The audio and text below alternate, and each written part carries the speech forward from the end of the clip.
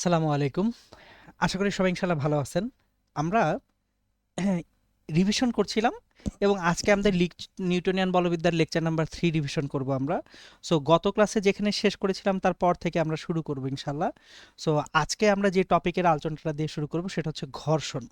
তো আমাদের ঘর্ষণ রিলেটেড সমস্যা অনেকেরই থাকে। আমরা অ্যাকচুয়ালি দেখা যায় যে ঘর্ষণের কনসেপ্টগুলো ভালোভাবে বুঝি না, বা দেখা যায় অনেক সময় ঠিকমতো ঘর্ষণটা পড়া হয় না, বা ঘর্ষণ সংক্রান্ত সমস্যাগুলো কিভাবে সহজে করব, মুখস্থ করতে হবে না সূত্র, এই জিনিসগুলো আমাদের আসলে অনেক সময় জানা থাকে না।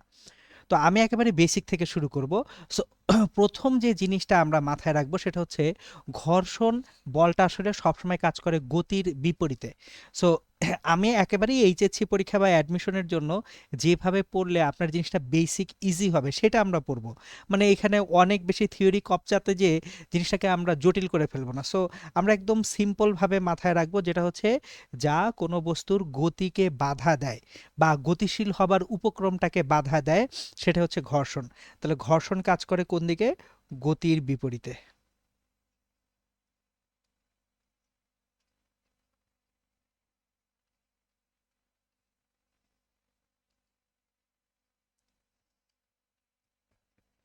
এবং ঘর্ষণ বলটা আসে কোথা থেকে?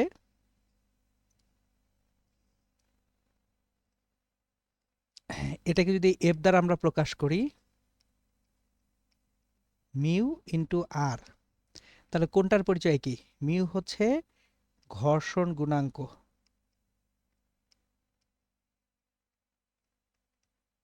আর আরটা হচ্ছে তলমাত্রিক প্রতিক্রিয়া বা অভিলম্ব প্রতিক্রিয়া।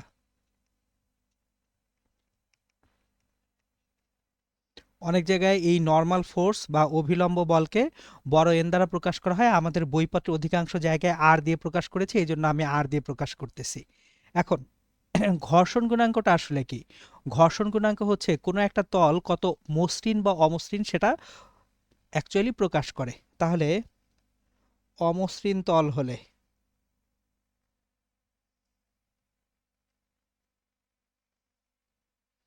মিউ বেশি, মিউ ইকুয়ালস টু জিরো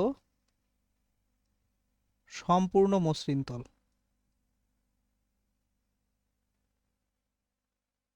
এখন অ্যাকচুয়ালি প্র্যাকটিক্যালি সম্পূর্ণ মসৃণ তল পাওয়া সম্ভব না, এটা একটা থিওরিক্যাল কনসেপ্ট। আর অভিলম্ব প্রতিক্রিয়া আর, এটা হচ্ছে তলের উপর লম্ব বরাবর কাজ করে।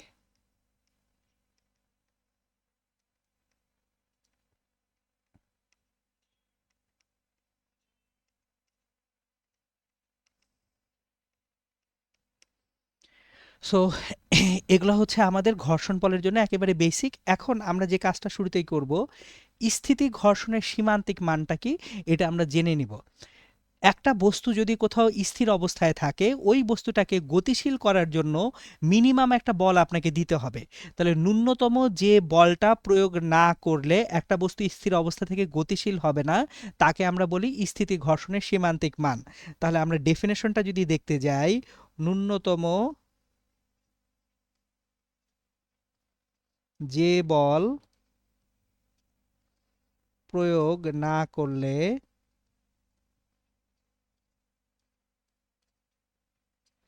একটি স্থির বস্তু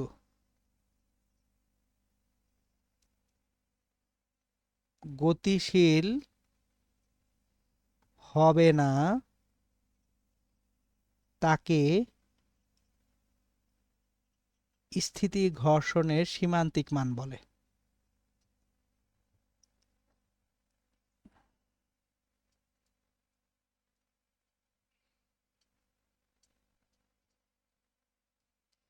সো জিনিসটা আমরা একটু বোঝার চেষ্টা করব। ধরুন কোন একটা বস্তু এখানে আছে, এই বস্তুটার ভর এম সমান 10 কেজি, বস্তুর ওজন ডাব্লিউ সমান এমজি নিচের দিকে কাজ করবে। তাহলে 10 × 9.8, তার মানে 98 নিউটন ওজন নিচের দিকে কাজ করতেছে। এখন তলের উপর লম্ব বরাবর যে আর কাজ করতেছে, আর ইকুয়ালস টু 98। এখন এই বস্তুটাকে আমরা যদি সামনের দিকে গতিশীল করতে চাই, আমরা ধরে নিলাম এই তলের সাথে বস্তুটার যে ঘর্ষণ গুণাঙ্ক মিউ ইকুয়ালস টু 0.3। তাহলে আমরা এইখানে বস্তুটার সাথে তলের যে সর্বোচ্চ ঘর্ষণ বল 0.3 ইন্টু 9.8, সো তাহলে এখানে আমরা যেটা লিখব 0.3 into 98, that is equals to 29.4 Newton. তাহলে বস্তুটিকে সরানোর জন্য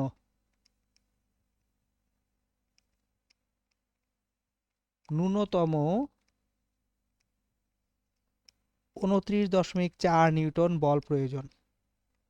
মানে এল বলের থেকে কম বল দিয়ে বস্তুটাকে কোনোভাবেই সরানো যাবে না। তাহলে এখন আমাদের স্থিতি ঘর্ষণের সীমান্তিক মান এখানে কত? এখানে স্থিতি ঘর্ষণের সীমান্তিক মানটা হচ্ছে 29.4 নিউটন।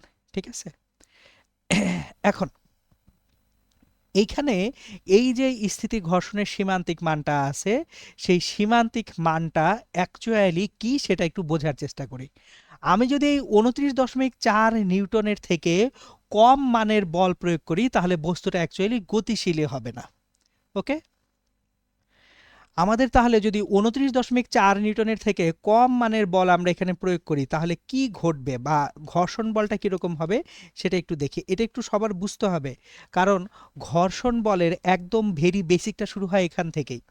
তাহলে এখন দেখি যে যদি আমাদের প্রযুক্ত বল এফ, খেয়াল করবেন এখানে যে প্রযুক্ত বল এফ, সে ফর এক্সাম্পল এটা 10 নিউটন, তাহলে এখানে ঘর্ষণ বল কত?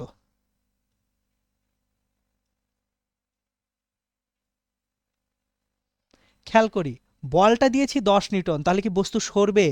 বস্তুটা সরার জন্য ন্যূনতম 29.4 নিউটন দরকার। তাহলে বস্তু কিন্তু স্থির অবস্থা থেকে সরতেছে না। আর যদি বস্তু স্থির অবস্থা থেকে না সরে তাহলে এইখানে বস্তুর কি হবে না? কোনো ত্বরণ হবে না। বস্তুর যদি ত্বরণ না হয় লব্ধি বল সামেশন অফ এফ এই সিনারিওতে 0। তাহলে সামেশন অফ এফ লব্ধি বল মানে প্রযুক্ত বল মাইনাস ঘর্ষণ বল, সেটা ইকুয়ালস টু 0। তাহলে আমাদের এখানে ঘর্ষণ বল আর প্রযুক্ত বল সমান, তাহলে ঘর্ষণ বল এফ হয়ে যাচ্ছে 10 নিউটন। সো যদি আমাদের প্রযুক্ত বল স্থিতি ঘর্ষণের সীমান্তিক মানের থেকে কম হয় তাহলে ঘর্ষণ বলটা হয়ে যায় প্রযুক্ত বলের সমান। তাহলে এইখানে যে ঘর্ষণ বল এফ আছে সেটা অ্যাকচুয়ালি 10 নিউটন। এখন যদি আমরা প্রযুক্ত বলটাকে 10 নিউটন না করে 20 নিউটন করতাম তাও কিন্তু অ্যাকচুয়ালি কি হতো? আমাদের এইখানে প্রযুক্ত বলটা যদি ঘর্ষণ বলের থেকে কি হতো, এইখানে বেশি হতো, মানে 29.4 নিউটন থেকে বেশি হতো, তাহলে বস্তুটা গতিশীল হতো। এখন দেখেন আমাদের যদি প্রযুক্ত বলটা 10 নিউটনের থেকে একটু বাড়াই 20 নিউটনও করি, লেটস সে এখানে আমি 20 নিউটন বল দিলাম, এটা আমার প্রযুক্ত বল এফ।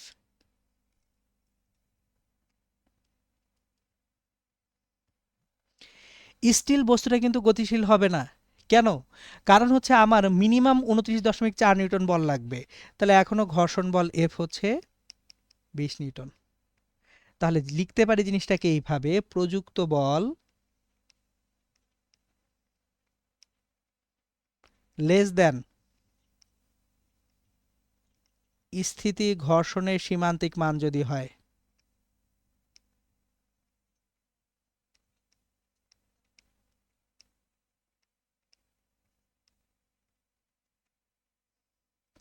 প্রযুক্ত বল যদি স্থিতি ঘর্ষণের সীমান্তিক মানের থেকে কম হয় সেক্ষেত্রে ঘর্ষণ বল আর প্রযুক্ত বল সমান।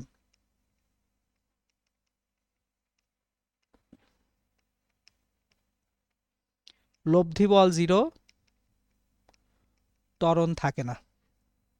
আশা করি এই জিনিসটা নিয়ে কারো কোনো কনফিউশন থাকবে না। এখন যদি এরকম হয় প্রযুক্ত বলটা আমি স্থিতি ঘর্ষণের সীমান্তিক মানের থেকে বেশি করে ফেলতে পারছি, যে আমাদের যে প্রযুক্ত বলটা আছে সেই প্রযুক্ত বলটা এখন স্থিতি ঘর্ষণের সীমান্তিক মানের থেকে বেশি, তাহলে ঘটনাটা কি ঘটবে সেটা দেখব। তাহলে এখন যদি প্রযুক্ত বলটা, যে প্রযুক্ত বল আছে এফ, এই এফটা ধরলাম 35 নিউটন, তাহলে 35 নিউটন বল যখন আমি দিব তখন কিন্তু এটা স্থিতি ঘর্ষণের সীমান্তিক মান 29.4 নিউটনের থেকে বেশি হয়ে গেছে। তাহলে এখন ঘর্ষণ বলটা 29.4 নিউটনই হবে। তাহলে স্থিতি ঘর্ষণের সীমান্তিক মানের থেকে বেশি মানের বল প্রয়োগ করলে তখন ঘর্ষণ বল, তাহলে প্রযুক্ত বল এটা যদি greater than or equal to স্থিতি ঘর্ষণের সীমান্তিক মান হয়,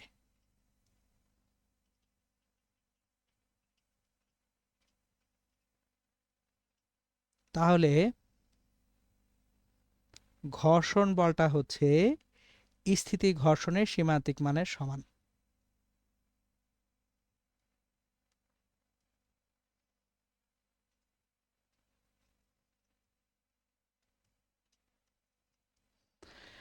তাহলে এই হচ্ছে আমাদের স্থিতি ঘর্ষণের সীমান্তিক মান এবং সেখান থেকে ঘর্ষণ বল বা কতটুকু বল প্রয়োগ করলে বস্তু গতিশীল হবে সেটার বিস্তারিত আলোচনা।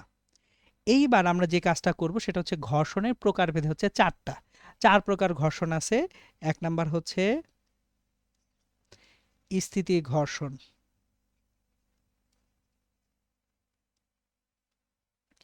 দুই গতীয় ঘর্ষণ, তিন আবর্ত ঘর্ষণ, চার প্রবাহী ঘর্ষণ। তাহলে টোটাল চার প্রকার ঘর্ষণ বলা আছে। এখন এইখানে আমরা অ্যাকচুয়ালি স্থিতি গতি এই দুইটা ঘর্ষণ নিয়ে এই চ্যাপ্টারে আলোচনা করব। তাহলে মিউ এস এটা হচ্ছে স্থিতি ঘর্ষণ গুণাঙ্ক,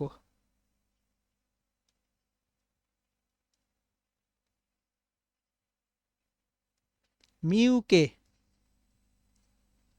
গতীয় ঘর্ষণ গুণাঙ্ক। গাড়িটা যতক্ষণ স্থির আছে ততক্ষণ স্থিতি ঘর্ষণ গুণাঙ্ক অ্যাক্টিভ হয়, যখনই গতিশীল হয়ে যাবে তখন অ্যাক্টিভ হবে কি গতীয় ঘর্ষণ গুণাঙ্ক মিউকে, এবং মিউ এস সর্বদাই মিউকের থেকে বড়, মিউ এস মিউকের থেকে সবসময় কি হয় বড় হয়, তাহলে গতীয় ঘর্ষণ গুণাঙ্কটা ছোট হয় স্থিতি ঘর্ষণ গুণাঙ্কের তুলনায়। আর প্রবাহী ঘর্ষণটা এটা অ্যাকচুয়ালি আমরা অধ্যায় 7-এ পড়ব সান্দ্র বল হিসেবে, পদার্থের গাঠনিক ধর্মে আমরা এটা পড়ে আসছি।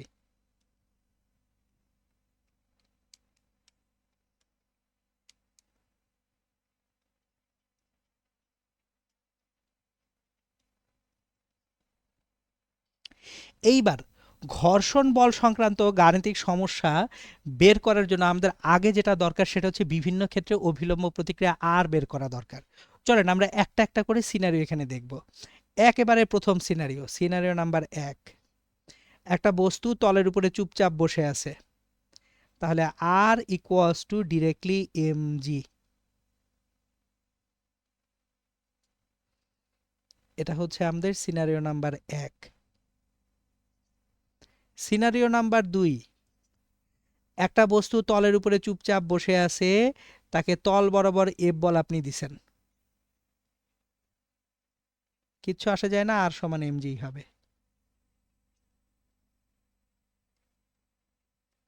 সিনারিও নাম্বার 3, একটা বস্তু কোনো তলের উপরে বসে আছে, আপনি তলের সাথে একটা কোণ করে এফ বল প্রয়োগ করছেন, তাহলে অনুভূমিক বরাবর বলের উপাংশ এফ কস থিটা আসলো, আর উলম্ব বরাবর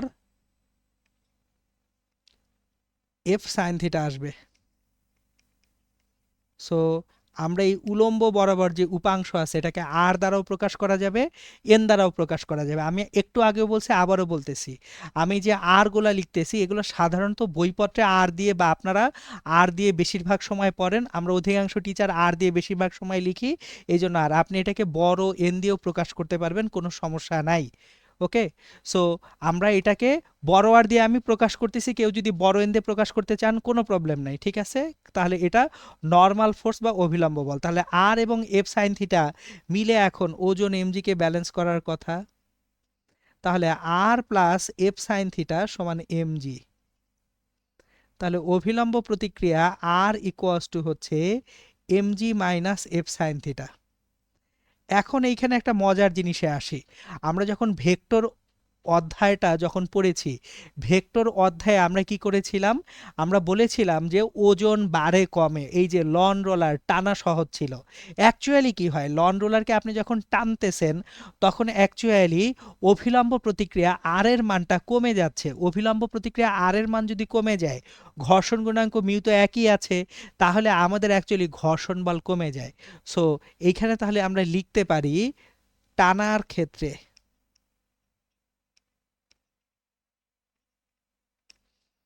অভিলম্ব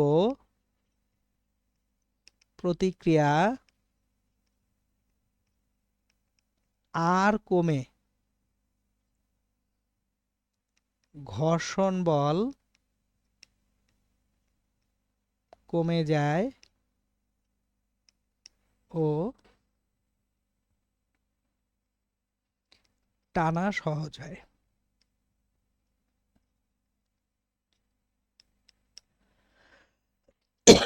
সো এটা ছিল আমাদের অ্যাকচুয়ালি ভেক্টর অধ্যায়ে। আমরা তখন যেহেতু ঘর্ষণের কনসেপ্টটা পড়ি নাই, সেহেতু আমরা তখন অ্যাকচুয়ালি কিভাবে পড়ছিলাম যে ওজন কমে যায়। আসলে ওজন তো কমা সম্ভব না, মূল ব্যাপারটা হচ্ছে আমাদের যে ঘর্ষণ বল সেটা কমে গেছে, এই জন্য টানা সহজ হয়েছিল। তাহলে এখন যদি আমরা 4 নাম্বার সিনারিও চিন্তা করি, একটা বস্তুকে আমরা বল দিব এফ, কিন্তু সেটা নিচের দিকে দিব। থিটা কোণে নিচের দিকে বল দিলে এফ কস থিটা সামনের দিকে নিবে বস্তুটাকে, এফ সাইন থিটা নিচের দিকে, তাহলে এমজি নিচের দিকে, আর উপরের দিকে। তাহলে আর সমান MG plus F sine theta. তাহলে এই যে দেখেন ঠেলার সময় কি হচ্ছে, এই সিনারিটা হচ্ছে ঠেলা, এই সিনারিটা আপনি বল বস্তুটাকে মানে কি হবে, ঠেলতে হবে। তাহলে এইখানে যখন ঠেলতেছি আমরা, ঠেলার সময় অভিলম্ব প্রতিক্রিয়াটা বেড়ে যাচ্ছে, তার মানে ঘর্ষণ বল বেড়ে যায়। তাহলে এইটা আমরা বলি ঠেলার সময়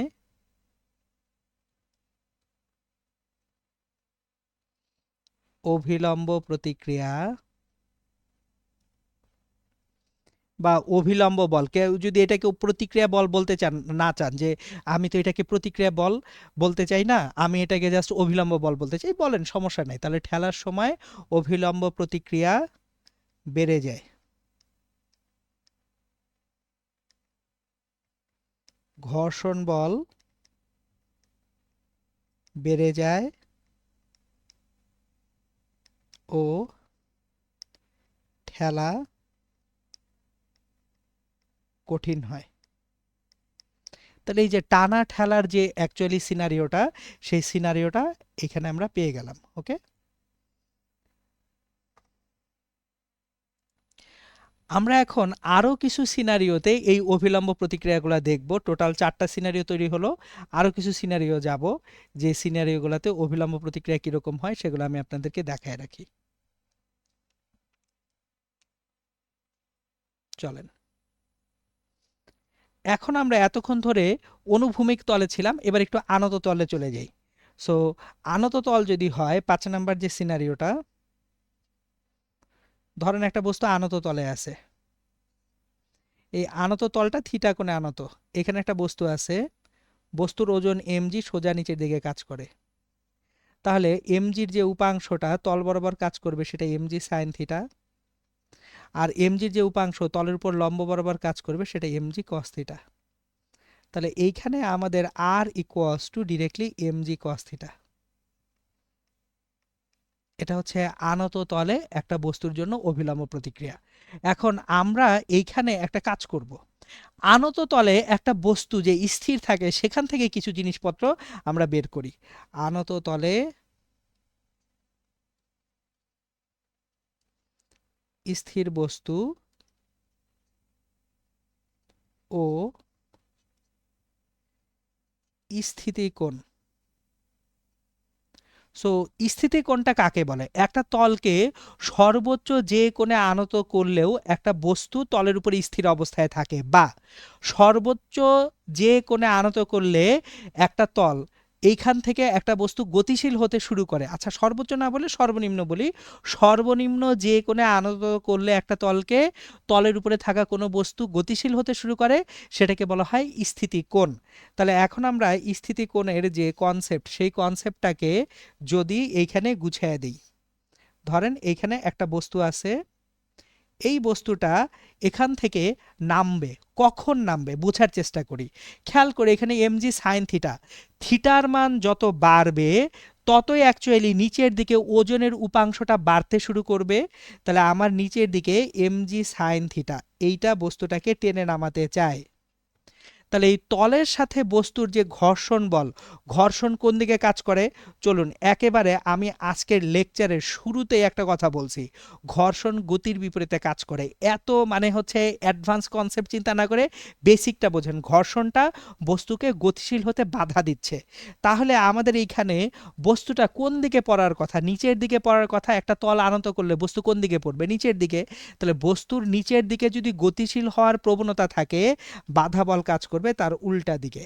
তাহলে ঘর্ষণ বল এফ উল্টো দিকে কাজ করতেছে।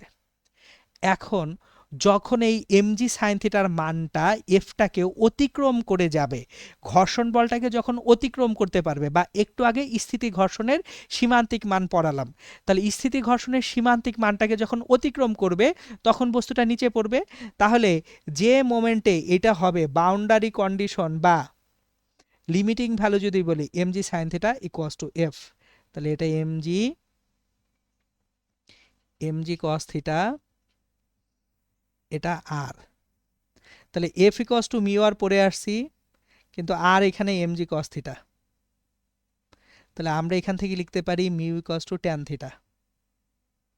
তাহলে দেখেন স্থিতি কোণ থেকে ঘর্ষণ গুণাঙ্ক মিউ নির্ণয় করা যায়, অথবা theta equals to tan inverse mu. তাহলে এই যে থিটাটা পাচ্ছি, এই থিটার পরিচয় হচ্ছে স্থিতিকোণ। তাহলে ঘর্ষণ গুণাঙ্ক যদি জানা থাকে সেক্ষেত্রে ট্যান ইনভার্স ঘর্ষণ গুণাঙ্ক আমাদেরকে কি দিবে, স্থিতিকোণ দিবে।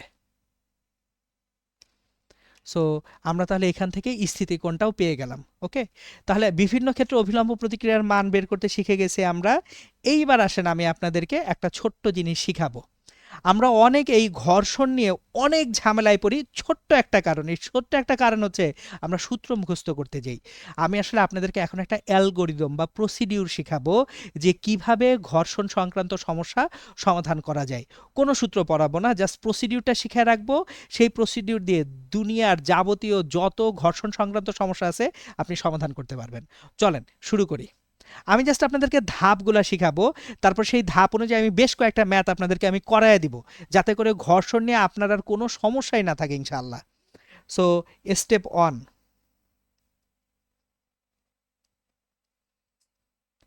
প্রথম ধাপ হচ্ছে আমাদের যে কোনো ঘর্ষণ সংক্রান্ত গাণিতিক সমস্যায় টোটাল 4 ধরনের বল থাকতে পারে। কয় ধরনের? 4 ধরনের বল।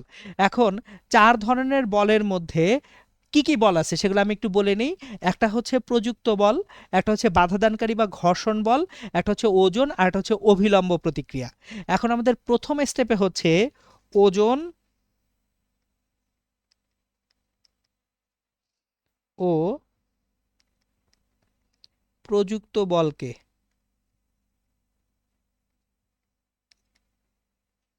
দেখেন ব্র্যাকেটে আমি যদি থাকে লিখতেছি কেন, প্রযুক্ত বল অনেক সময় থাকতে পারে অনেক সময় থাকে না। সো ওজন এবং প্রযুক্ত বলকে তল বরাবর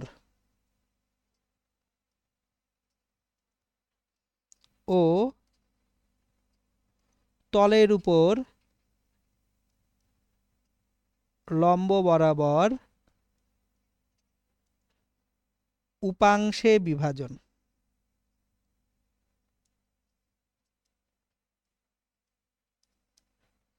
তাহলে আমরা ওজন এবং প্রযুক্ত বল, প্রযুক্ত বল থাকতে পারে নাও থাকতে পারে, বারবার বলতেছি আমি ম্যাথ করতে যাই দেখাবো।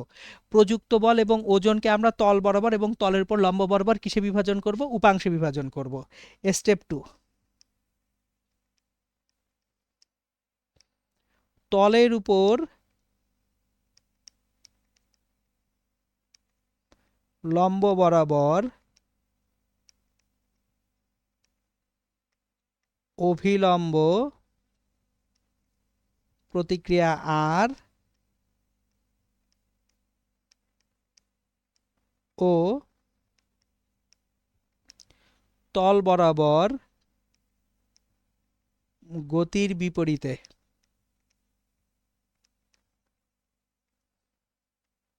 ঘর্ষণ বল এফ ধরে নেওয়া। স্টেপ 3, আমি প্রত্যেকটা স্টেপ কিভাবে আসলে ব্যবহার হচ্ছে একটু পরেই দেখাবো আপনাদেরকে, এই স্টেপগুলো ইউজ করব। স্টেপ 3 হচ্ছে তলের উপর লম্ব বরাবর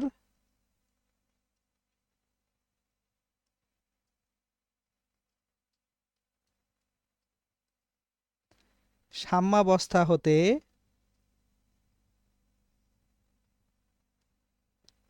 আর এর সমীকরণ প্রতিষ্ঠা।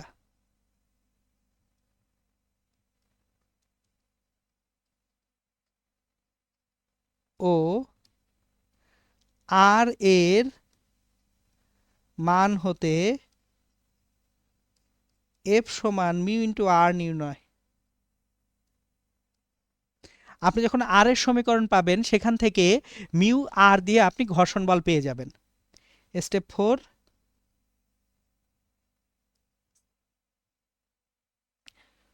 তল বরাবর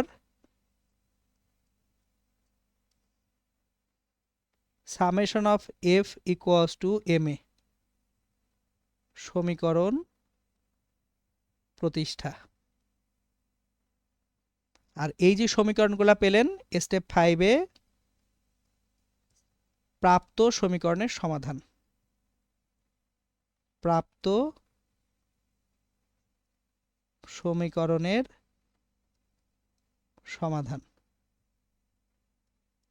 চলেন এইবার আমার কাজ হচ্ছে এই যে স্টেপ 5টা আমরা লিখলাম, যত ধরনের ঘর্ষণ বল আছে আপনি এই স্টেপ 5টা দিয়ে আসলে ম্যাথ করেন। তো আমি আপনাদেরকে দেখাই কিছু ম্যাথ করিয়ে যে আসলে এই 5টা স্টেপ দিয়ে সকল ধরনের ম্যাথ করা যায়, ম্যাথ করা পসিবল। তাহলে আমি এখন কিছু ম্যাথ করব। সো আমি কোশ্চেনগুলো রাইট সাইডে রাখবো যাতে স্টেপগুলো আমরা দেখতে পাই। স্টেপগুলো এখানেই থাকবে, আমরা শুধু স্টেপগুলোকে ইউটিলাইজ করব।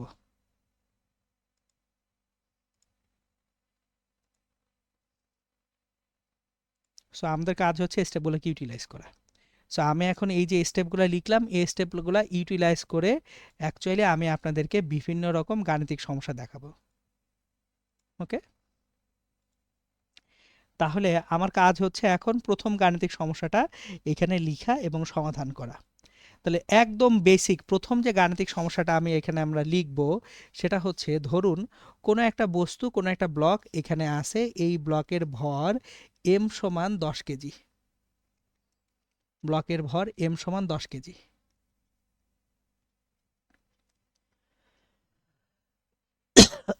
এই ব্লকটাকে আপনি অনুভূমিকের সাথে একটা কোণে বল দিলেন, অনুভূমিকের সাথে একটা কোণ করে লেটস সে 45 ডিগ্রি কোণ করে বল দিলেন 20 নিউটন। এখানে ঘর্ষণ গুণাঙ্ক মিউ হলো 0.1215। আপনাকে জিজ্ঞেস করা হলো বস্তুর ত্বরণ কত।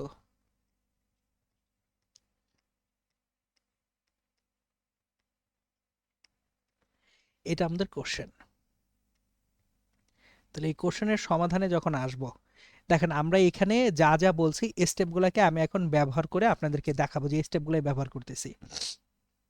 স্টেপ 1, ওজন এবং প্রযুক্ত বলকে তল বরাবর এবং তলের উপর লম্ব বরাবর উপাংশে বিভাজন। তাহলে এই যে এইখানে প্রযুক্ত বল 20 নিউটন, এই 20 নিউটনের দুইটা উপাংশ, অনুভূমিক বরাবর 20 cos 45 ডিগ্রি আর উলম্ব বরাবর 20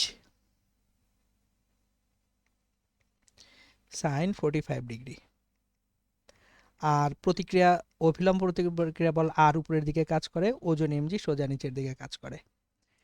এখন আমাদের এইখানে ঘর্ষণ বল এফ কাজ করবে বস্তুর গতিশীলতার বিপরীতে। বস্তুকে বল দিচ্ছেন 20 নিউটন, বস্তু যাবে কোন দিকে? ডান দিকে। তাহলে ঘর্ষণ বল কাজ করবে উল্টা দিকে। এইবার দেখেন আমি প্রথম স্টেপটা কিন্তু ফুলফিল করছি, ওজন ও প্রযুক্ত বলকে। ওজন এখানে সোজা নিচেই তলের উপরে লম্ব বরাবর কাজ করতেছে। প্রযুক্ত বল 20 নিউটনের, একটা উপাংশ তল বরাবর আর একটা উপাংশ তলের উপর লম্ব বরাবর। স্টেপ 1 কিন্তু কমপ্লিট করছি। স্টেপ 2, তলের উপর লম্ব বরাবর অভিলম্ব প্রতিক্রিয়া আর, তলের উপর লম্ব বরাবর অভিলম্ব প্রতিক্রিয়া আর রাখছি। তল বরাবর গতির বিপরীতে ঘর্ষণ বল এফ, তল বরাবর বস্তু গতিশীল হবে ডান দিকে, বিপরীত দিকে ঘর্ষণ বল এফ ধরে নিছি। স্টেপ 1 2 শেষ।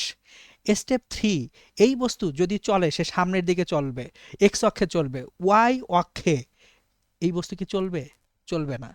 এখন আমাদের এইখানে আর এবং 20 sin 45 ডিগ্রি মিলে কত হবে? mg হবে।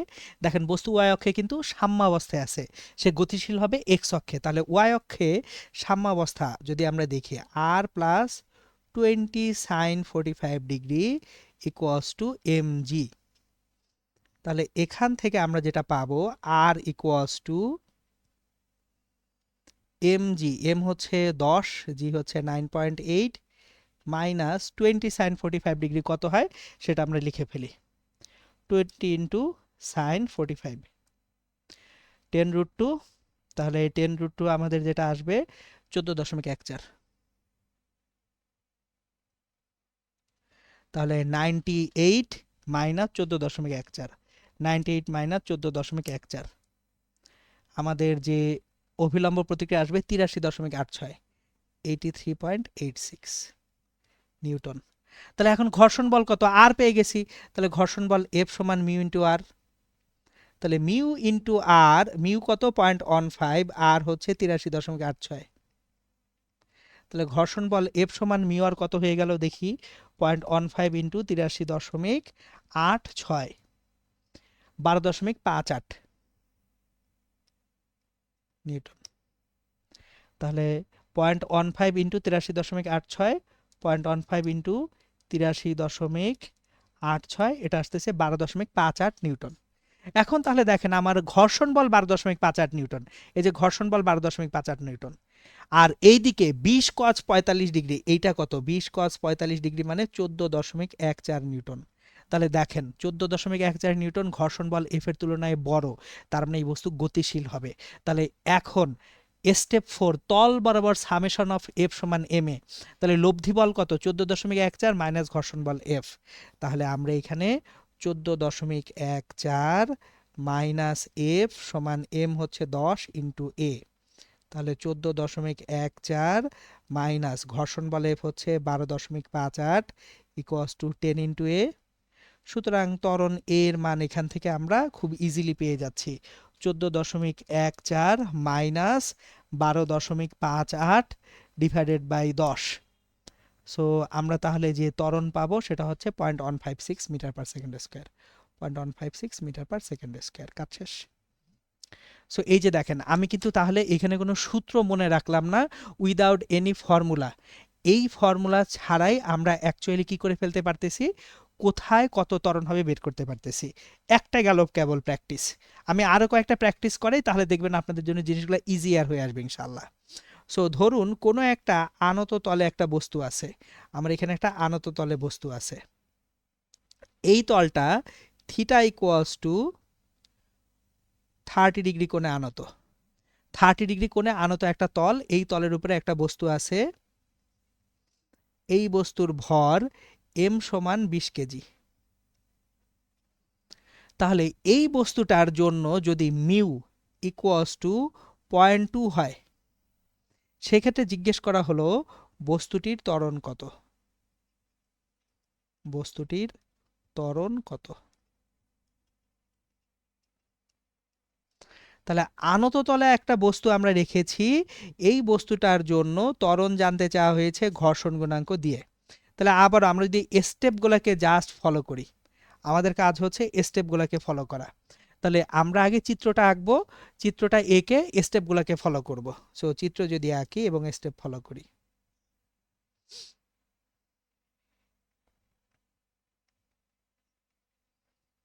প্রথম কাজ কি? ওজন ও প্রযুক্ত বলকে এখানে কোনো প্রযুক্ত বল আছে? খেয়াল করেন, প্রযুক্ত বলের পাশে ব্র্যাকেটে আমি বলছি যদি থাকে, তার মানে কি ওজনের সাথে প্রযুক্ত বল থাকতেও পারে নাও থাকতে পারে।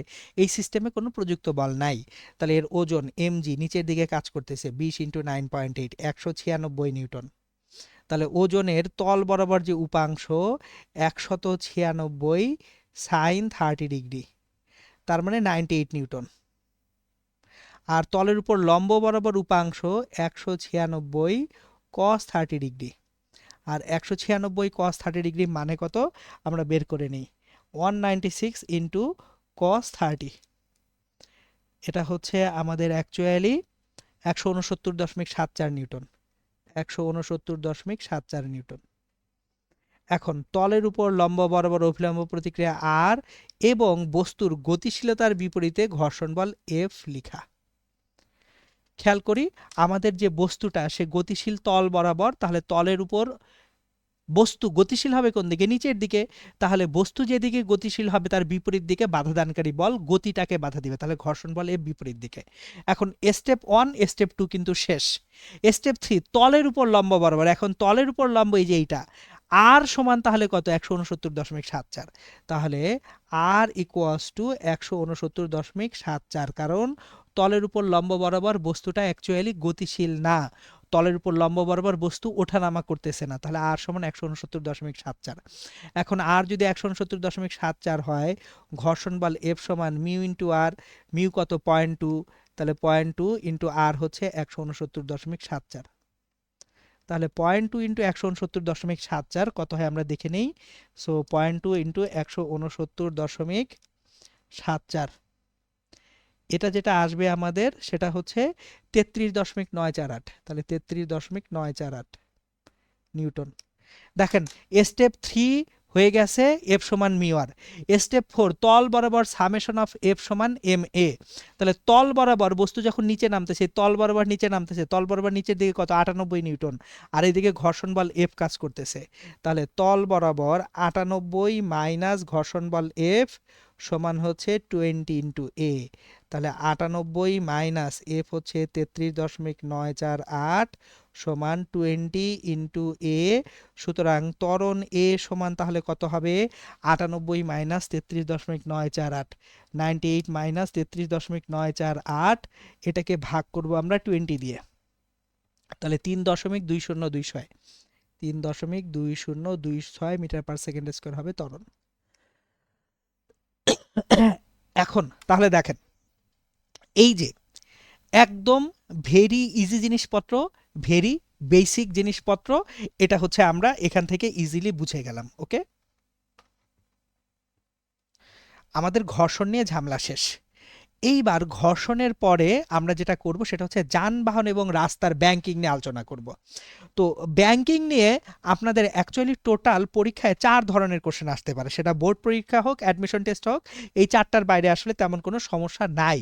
সো আমরা আগে এই ব্যাংকিং জিনিসটা কি সেটা একটু বুঝি, এবং এইটুকু বুঝি ব্যাংকিং আসলে কেন করতে হয়। সো ব্যাংকিং কেন করতে হয় সেটা আগে বুঝি, এবং হচ্ছে ব্যাংকিংটা কি কেন সেটা ডিটেলসে আসি। সো ধরুন একটা রাস্তা কোথাও হচ্ছে আমার আছে, এখানে রাস্তাটা, এটা একটা অনুভূমিক রাস্তা, এই রাস্তার উপরে একটা বাইক আরোহী যাচ্ছে,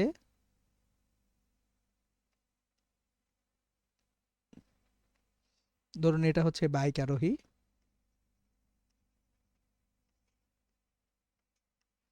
সে বাইক চালিয়ে একটা অনুভূমিক রাস্তার উপর দিয়ে যাচ্ছে। তাহলে সে যখন বাইক চালিয়ে রাস্তার উপর দিয়ে যাচ্ছে, তার ওজন mg সোজা নিচের দিকে কাজ করে, আর হচ্ছে অভিলম্ব প্রতিক্রিয়া আর সোজা উপরের দিকে কাজ করে। এখন এই বাইক আরোহী রাস্তায় বাঁক নিতে চায়, যখনই বাঁক নিতে চাবে মানে বৃত্তাকার পথে ঘুরতে চাবে, তখনই কিন্তু একটা কেন্দ্রমুখী বল জেনারেটেড হইতে হবে। তাহলে এই বাইক আরোহী একটা বাঁক নিতে চায়, বাঁকটা লেটসে আমার হাতের এই পাশে, ডান পাশে বাঁকটা, তাহলে এই পাশে যদি বাঁকটা হয়ে থাকে, ইন দ্যাট কেস দেখি বাঁকটা এই পাশে, তার মানে আমার একটা কেন্দ্রমুখী বল তৈরি করতে হবে এইদিকে। তাহলে আমি এইখানে লিখে রাখি কেন্দ্রমুখী বলের যোগান দেওয়ার জন্য, কেন্দ্রমুখী বলের যোগান দেওয়ার জন্য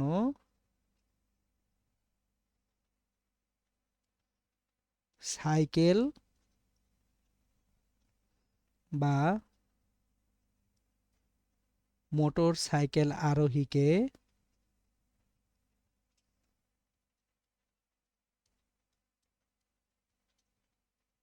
বাঁকের ভিতরের দিকে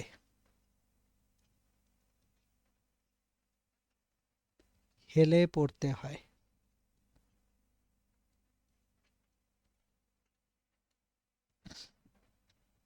তাহলে কেন্দ্রমুখী বলের যোগান দেওয়ার জন্যই সাইকেল বা মোটরসাইকেল আরোহী বাঁকের ভেতর দিকে হেলে পড়ে।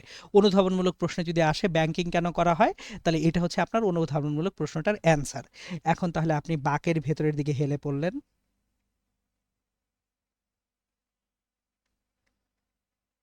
এটা হচ্ছে আপনার হেলে পড়া অবস্থাটা।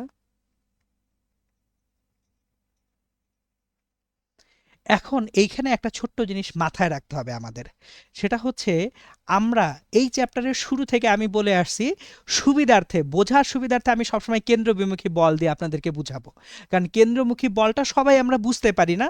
সো আমি আপনাদেরকে বলবো পরীক্ষায় মার্কসটা আমরা এনশিওর করার জন্য বইপত্রগুলো কেন্দ্রবিমুখী বল দিয়েই বুঝাইছে।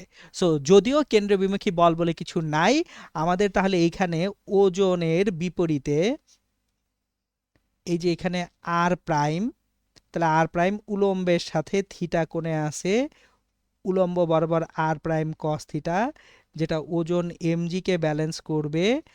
আর এইদিকে আছে আর প্রাইম সাইন থিটা, যেটা আসলে কেন্দ্রমুখী বলের যোগান দিবে, বা আমরা শিখে এইভাবে কেন্দ্রবিমুখী বলটাকে ব্যালেন্স করবে। সো আর প্রাইম সাইন থিটা এটা হচ্ছে কেন্দ্রমুখী বলের যোগান দেয়, কিন্তু আমরা পড়ি কিভাবে যে আর প্রাইম সাইন থিটা হচ্ছে M B square by R, বা কেন্দ্র বিমুখী বল দিচ্ছে। তাহলে R prime sine theta equals to M V square by R, আর R prime cos theta equals to M G, যেখান থেকে আমরা পাইছি ট্যান থিটা সমান V square by R G. তাহলে এই যে এটাই ছিল যানবাহন ও রাস্তার ব্যাংকিংয়ের বেলায়, সাইকেল বা মোটর সাইকেল যদি কোনো একটা বাঁকে ঘুরতে চায়, বাঁকের ভেতরের দিকে সে থিটা কোণে উলম্বের সঙ্গে কাত হয়ে গেছে। এখন যদি জিনিসটা সাইকেল বা মোটর সাইকেল না হয়, আমার যদি জিনিসটা একটা গাড়ি হয়, গাড়ি তো এইভাবে কাত হইতে পারে না, তাহলে গাড়িটাকে কাত করতে হবে। তাহলে গাড়িটাকে যদি কাত করতে হয় জিনিসটা হবে এরকম, আমি গাড়িটাকেই এখানে কাত করে দিব। সো গাড়িটা এখানে আছে,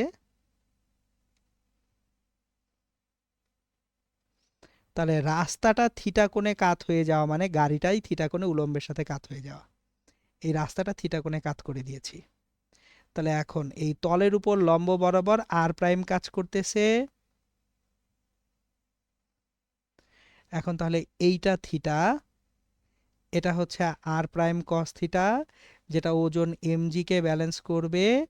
আর আর প্রাইম সাইন থিটা, যেটা আমাদের অ্যাকচুয়ালি কাকে যোগান দিবে, এম ভি স্কোয়ার বাই আর কে। আর বাঁকের এক পাশ থেকে আরেক পাশের উচ্চতা এইচ। তাহলে এখানে এটা যদি এ বিন্দু হয়, এটা যদি বি বিন্দু হয়, এটা যদি সি বিন্দু হয়, তাহলে এখন এখান থেকে দেখি যে আর প্রাইম সাইন থিটা সমান M V square by R, R prime sine theta সমান M V square by R, R prime cos theta equals to M G, এখানেও ট্যান থিটা সমান V square by R G. এখন এই ক্ষেত্রে আরেকটা question থাকে, বাঁকের ভেতর থেকে বাইরের দিক কত উঁচুতে থাকবে। এই যে বাঁকের ভেতর থেকে যে বাইরের দিক সেটার উচ্চতা এইচটা কত, সেটা কিভাবে পাবো। তাহলে বাঁকের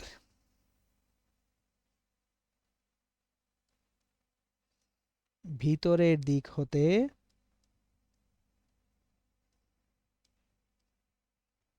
বাইরের দিক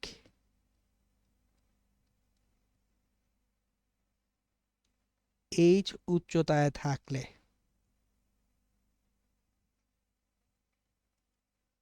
তাহলে একটা জিনিস খেয়াল করি, এই এ বি সি যে ত্রিভুজটা আছে সমকোণী ত্রিভুজের, এসি হচ্ছে উচ্চতা, এবি হচ্ছে অতিভুজ। তাহলে উচ্চতা বাই বা লম্ব বাই অতিভুজ ইকুয়ালস টু সাইন থিটা। তাহলে h equals to a b sine theta. এই এবিটা হচ্ছে রাস্তা কতটুকু চওড়া, রাস্তা কতটুকু চওড়া। এটা হচ্ছে তাহলে ব্যাংকিংয়ে আপনার বাঁকের ভিতরের দিক থেকে বাইরের দিক কত উঁচু সেই কোশ্চেনটা যখন করা হয় সেটার অ্যাকচুয়ালি অ্যান্সার। ওকে, এবার আসেন আমরা এখানে আরেকটা জিনিসের মুখোমুখি হব। সেটা হচ্ছে ধরেন কোনো একটা রাস্তা কোনো একটা ইঞ্জিনিয়ার বানাইছেন, কিন্তু সেই ইঞ্জিনিয়ারের পড়ালেখা ঠিক মতো হয় নাই। সো আমাদের দেশে অনেক ইঞ্জিনিয়ারই আছে পড়ালেখা ঠিক মতো করে না, কারণ বিভিন্ন জায়গা থেকে বিভিন্ন রকম ইঞ্জিনিয়ার বের হয়। তো কোথা থেকে পড়ছে সেটা আমরা জানি না, ধরে নিলাম ইঞ্জিনিয়ার সাহেব কোনো কারণে সে মানে হচ্ছে রাস্তায় ব্যাংকিং করেন নাই। সো উনার যেহেতু এইচএসসিতে পড়ালেখা অনেক ভালোভাবে ছিল, উনি হচ্ছে এইচএসসিতে ব্যাংকিংয়ে ফাঁকিবাজি করে গেছেন, ইঞ্জিনিয়ারিং পড়ার সময় ব্যাংকিং পড়েন নাই। সো বুঝে নেন তাহলে কোন ধরনের স্টুডেন্ট। এখন এই স্টুডেন্ট রাস্তায় ব্যাংকিং করে নাই, বাট গাড়ি নির্মাতা প্রতিষ্ঠানের মাথায় আছে যে ইঞ্জিনিয়ার এরকম আকাম করতে পারে বা কোনো কারণে রাস্তা ক্ষয়প্রাপ্ত হতে পারে, ঘর্ষণ গুণাঙ্ক কম হইতে পারে, বা বৃষ্টির দিন রাস্তা স্লিপারি হইতে পারে। সেক্ষেত্রে কিভাবে ব্যাংকিং না থাকলেও রাস্তায় গাড়িটা ঠিকমতো চলতে পারবে? তাহলে ব্যাংকিং ছাড়াও রাস্তায় নিরাপদে গাড়ি চলতে পারে ওই কিভাবে? ব্যাংকিং না করা থাকলেও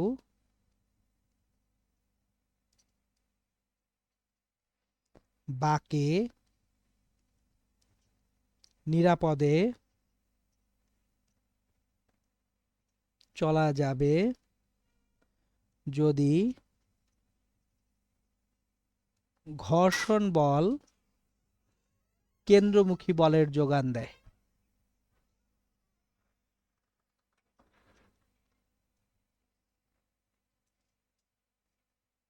দেখেন বৃত্তাকারে আপনি ঘুরতেছেন মানে আপনার কেন্দ্রমুখী বল লাগবে। তাহলে কেন্দ্রমুখী বলটা এখন কে যোগান দিবে? আপনি তো বাকেন নাই, আপনার তো এখানে ব্যাংকিংই করা নাই, তাহলে কেন্দ্রমুখী বল তো কোথাও থেকে আসতে হবে। সো যদি ঘর্ষণ বলটা কেন্দ্রমুখী বলের যোগান দেয় তাহলে আপনার ব্যাংকিং করা না থাকলেও বাকি নিরাপদে চলা যাবে। সো এখন তাহলে ধরলাম এটা হচ্ছে একটা বাঁকযুক্ত রাস্তা, এই রাস্তায় একটা গাড়ি যাচ্ছে, তাহলে আমার এইখানে যে ঘর্ষণ বলটা আছে স্লাইড করতেছে না, এফ এস স্থিতি ঘর্ষণ equals to M V square by R. প্রশ্ন করতে পারেন স্থিতি ঘর্ষণ কেন, গতীয় ঘর্ষণ না কেন? সো আপনার এইখানে বস্তুটা গতিশীল এই দিকে, এটা ভি, তাহলে গতীয় ঘর্ষণ কাজ করে এইদিকে এফ কে। গাড়িটা স্লাইড করতেছে না, স্লাইড না করে চলে যাচ্ছে, তার মানে তার ভিতরের দিকে সে সরে আসতেছে না, সে রাস্তায় এই বাঁকের উপরেই থাকতেছে। সো তাহলে এটা আসলে স্থিতি ঘর্ষণ, যে এক্স অক্ষ বরাবর গাড়িটা গতিশীল না। সুতরাং তাহলে এফ এস সমান এম ভি স্কোয়ার বাই আর। তাহলে এফ এস সমান মিউ এস ইন্টু আর। এখন রাস্তায় যেহেতু ব্যাংকিং করা নাই, এটা একেবারে অনুভূমিক রাস্তা, মিউ এস এম জি সমান এম ভি স্কোয়ার বাই আর। তাহলে এম এম কাটা গেলে মিউ এস সমান V square by R G. তাহলে এই যে দেখেন আমরা এখান থেকে অ্যাকচুয়ালি কি পাচ্ছি, যে ব্যাংকিং যদি না করা থাকে তাও নিরাপদে বাঁক নেওয়া যাবে যদি এই মিউ এস সমান V square by R g হয়। আবার এই v square by R g সমান ট্যান থিটা, তাহলে মিউ এস সমান V square by R g সমান ট্যান থিটা। সো আমরা একসাথে লিখতে পারি মিউ এস সমান V square by R g equals to tan theta. এখন এইখানে কিছু জিনিস বলবো, পাকনামি কোন করবেন কিছু কিছু জায়গায়। এখানে অনেকে না বুঝে না শুনে মানে কোন সিনারিওতে ট্যান থিটা লিখতে হবে আর কোন সিনারিওতে সাইন থিটা লিখতে হবে এটা কেউ বুঝতেই চায় না। সাইন থিটা এবং ট্যান থিটা সমান হয় যদি কোণের মান খুব ক্ষুদ্র হয়। যদি এই যে ব্যাংকিং কোণ থিটার মানটা খুব ক্ষুদ্র হয়, সাইন থিটা ট্যান থিটা সমান হয়। তাহলে এইখানে ট্যান থিটা তখনই বসানো যাবে যদি থিটা 4 ডিগ্রির কম হয়। ভাই আমি এই ঝামেলায় যামই না, আমি ডিরেক্টলি সবসময় এইভাবেই করব, কেন? তাতে আমার ভুল হওয়ার কোনো সুযোগ নেই। সো ব্যাংকিং কোণ কোনো কারণে 5 ডিগ্রি হইলো, 6 ডিগ্রি হইলো, তখন যে আপনি কি করবেন? তখন তো আপনাকে এখানে আসতে হবে। তাহলে কেন শর্টকাটটা শিখবেন? সো অলওয়েজ মাথায় রাখবেন এইচ বাই এবি সমান সাইন থিটা। থিটার মান কোথা থেকে বের করবো? ট্যান থিটা সমান ভি স্কোয়ার বাই আর জি থেকে থিটার মান বের করে এখানে বসায় নিব। আমি দেখাচ্ছি, চলেন। কোশ্চেন, 400 মিটার ব্যাসার্ধের .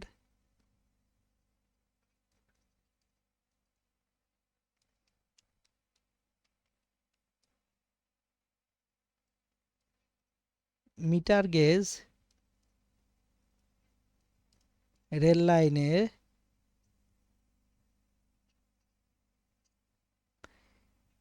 এক রেল অপেক্ষা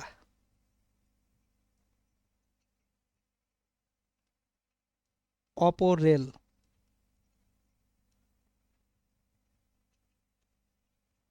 কত উঁচুতে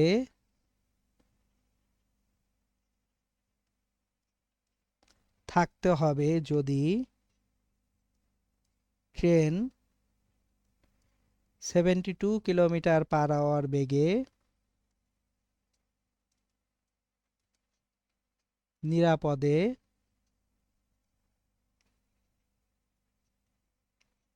বাঁক নিতে চায়।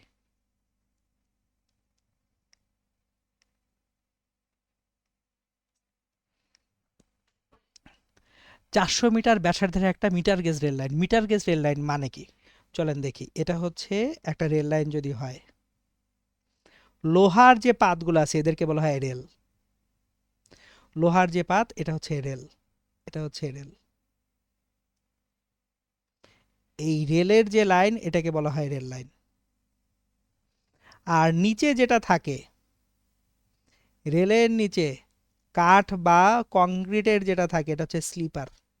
দুইটা গুলাবেন না, এটা হচ্ছে স্লিপার।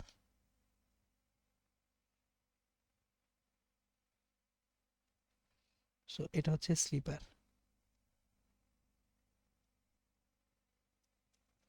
এখন মিটার গেজ রেল লাইনে রেল দুইটার মধ্যবর্তী দূরত্ব মিটার গেজ কেন বলা হচ্ছে? এই দূরত্বটা হচ্ছে 1 মিটার। তাহলে এখন দেখেন কি কি জিনিসপত্র দেওয়া আছে। 400 মিটার ব্যাসার্ধের মিটার গেজ রেল লাইন। তাহলে এইখানে গল্পটা হচ্ছে এক রেল থেকে আর এক রেলের উচ্চতা কত সেটা বের করতে হবে। তাহলে এইখানে একটা রেল,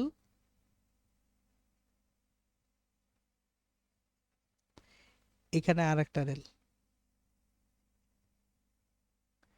এই এক রেল হতে আর এক রেলের উচ্চতা কত সেটা বের করতে হবে। তাহলে এইচ বের করতে হবে।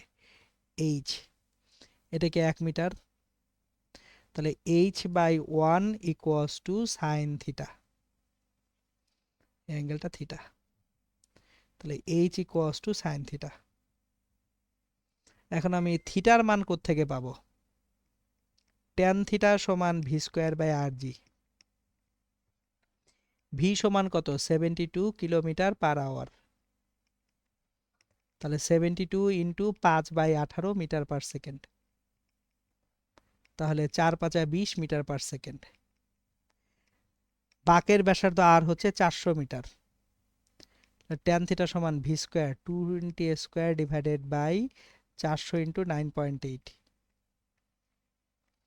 তাহলে থিটা ইকুয়ালস টু, এখন দেখি কত আসে, 1/9.8। তাহলে আমরা ট্যান ইনভার্স 1/9.8 যদি করি, যেটা আমরা পাবো 5.82 ডিগ্রি। দেখেন থিটা কিন্তু অলরেডি 4 ডিগ্রি থেকে বেশি হয়ে গেছে। সো আপনি যদি এখানে ট্যান থিটা দিতেন সঙ্গে সঙ্গে আপনার ম্যাথ ভুল হয়ে যেত। কেন ভুল হইতো? কারণ থিটার মান 4 ডিগ্রির থেকে বড় হয়ে আছে। তাহলে h equals to sine theta, h equals to sine 5.82 degree.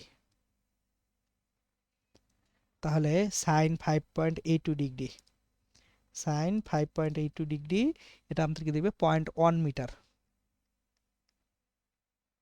তাহলে এইচ ইকুয়ালস টু 0.1 মিটার, মানে বাঁকের এক পাশ থেকে আরেক পাশ কত মিটার উচ্চতায় থাকবে? 0.1 মিটার উচ্চতায় থাকবে। এটা হচ্ছে আমাদের অ্যান্সার। তাহলে এই ছিল মোটামুটি আমাদের যানবাহন রাস্তার ব্যাংকিং রিলেটেড যতগুলা ইস্যু আছে সবগুলা ইস্যুই আমি আপনাদেরকে বিস্তারিত আলোচনা করে দিলাম। সো অনেক সময় ঘর্ষণ রিলেটেডও যে কোশ্চেন থাকে সেই কোশ্চেন এরকম হতে পারে। আমরা আরেকটা কোশ্চেন সলভ করি। কোশ্চেন,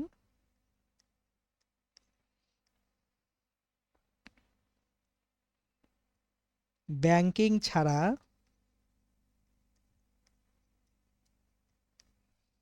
দুইশো মিটার ব্যাসার্ধের রাস্তায়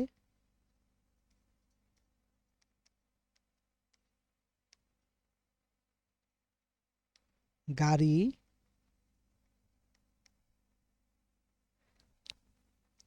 36 কিলোমিটার/আওয়ার বেগে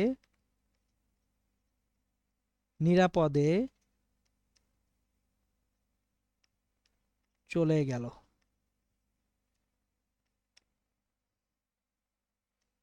গাড়ির চাকা ও রাস্তার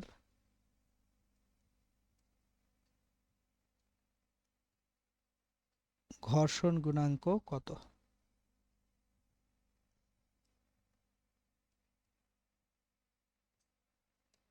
তাহলে ব্যাংকিং ছাড়া একটা 200 মিটার ব্যাসার্ধের রাস্তায় আমরা একটা গাড়ি 36 কিলোমিটার পার আওয়ার বেগে নিরাপদে চলে গেছে, গাড়ির চাকা এবং রাস্তার ঘর্ষণ গুণাঙ্ক কত? তাহলে শিখছি মিউ সমান V square by R G. তাহলে ভি এখানে কত? 36 কিলোমিটার পার আওয়ার। তাহলে 36 ইন্টু 5/18 মিটার পার সেকেন্ড। তাহলে 10 metre per second. So 10 square divided by R হচ্ছে 200, জি হচ্ছে 9.8। তাহলে 100/200 9.8 কত হয় দেখি? 100/200 ডিভাইডেড বাই 9.8, এটা আসবে তাহলে 0.05।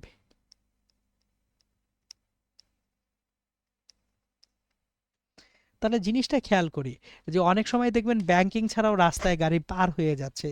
জিনিসটা খেয়াল করেন, গাড়ির চাকায় খাঁজ কাটা থাকে, তাহলে চাকার সাথে রাস্তার যে ঘর্ষণ বলটা আছে, এই ঘর্ষণ বলটার কারণেও অনেক সময় ব্যাংকিং ছাড়াই আপনি নিরাপদে বাগ নিতে পারেন। তাহলে যদি অনুধাবনমূলক প্রশ্ন করা হয়, ব্যাংকিং করা নাই কিন্তু নিরাপদে বাগ নেওয়া যাচ্ছে কিভাবে?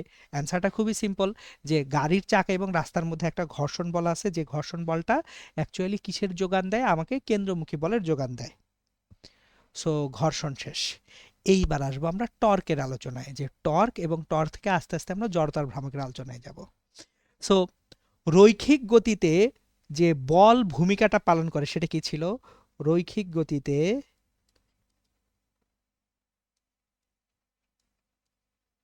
বল রৈখিক জড়তার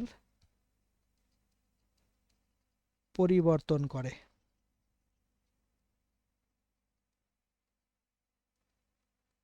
তাহলে এফ সমান ডিপি বাই ডিটি ছিল, যেখানে পি সমান এমভি, এখান থেকে এম ডিভি বাই ডিটি মানে এম এ ছিল। এখন যদি আমি রৈখিক গতি না করে ঘূর্ণন গতি বা কৌণিক গতির কথা চিন্তা করি, তাহলে ঘূর্ণন বা কৌণিক গতিতে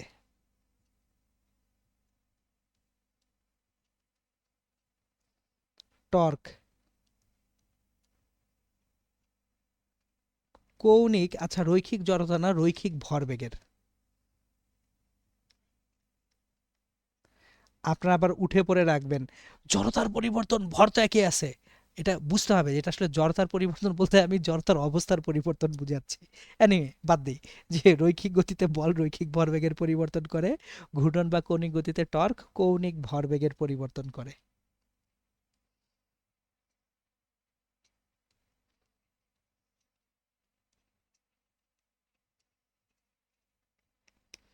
তাহলে torque tau equals to d by dt of I omega, কৌণিক ভরবেগ আই ওমেগা, যেখানে আই হচ্ছে জড়তার ভ্রামক, ওমেগা হচ্ছে কৌণিক বেগ। তাহলে এখান থেকে আমরা অ্যাকচুয়ালি পাবো I d omega by dt সমান আই আলফা। তাহলে টর্ক অ্যাকচুয়ালি কি করে? যে কোনো বস্তুর কৌণিক ভরবেগের পরিবর্তন করে। এটা হচ্ছে টর্কের একটা ডেফিনেশন। এখন তাহলে টর্ক কোথায় রাখতেছে? রৈখিক গতিতে না ঘূর্ণন গতিতে? ঘূর্ণন গতিতে টর্ক লাগতেছে। চলেন এখন দেখি। ধরুন কোনো একটা বিন্দুর চারপাশে আমি একটা এম ভরের বস্তুকে ঘুরাবো, ও বিন্দুর চারপাশে আর ব্যাসার্ধে এম ভরের একটা বস্তুকে ঘুরাবো, এই জন্য বল দিলাম এফ। তাহলে এই এফ বলের দুইটা উপাংশ, একটা উপাংশ অনুভূমিক উপাংশ এফ কস থিটা, যেটাটা ঘুরাবে না, আরটার উপাংশ উলম্ব উপাংশ এফ সাইন থিটা, যেটা এটাকে ঘুরাবে। তাহলে অনুভূমিক উপাংশ জীবনেও একটা বস্তুকে ঘুরাইতে পারে না, বস্তুকে ঘুরানোর জন্য কাজ করে কোন উপাংশটা? উলম্ব উপাংশটা। তাহলে এইখানে আমাদের যে উলম্ব উপাংশ আছে এফ সাইন থিটা কাজ করতেছে। এবার এখানে আরো একটা ব্যাপার আছে, আরো একটা ব্যাপার হচ্ছে, এই যে যে বিন্দুর চারপাশে ঘুরাচ্ছেন এই যে ব্যাসার্ধ আর, এই ব্যাসার্ধ আরটা অ্যাকচুয়ালি এইখানে লিভারের যান্ত্রিক সুবিধা হিসেবে কাজ করে। আপনি একটা বস্তুকে সরাইতে যান, তখন একটা লাঠির সাহায্যে সরানো সোজা। স্ক্রু ড্রাইভারের হাতলটা একটু মোটা রাখা হয় কারণ ঘুরাইতে সুবিধা। সো এই আর এবং এফ সাইন থিটার গুণফল থেকে টর্ক টাও আসে। তাহলে torque tau equals to r f sine theta. এখন প্রশ্ন,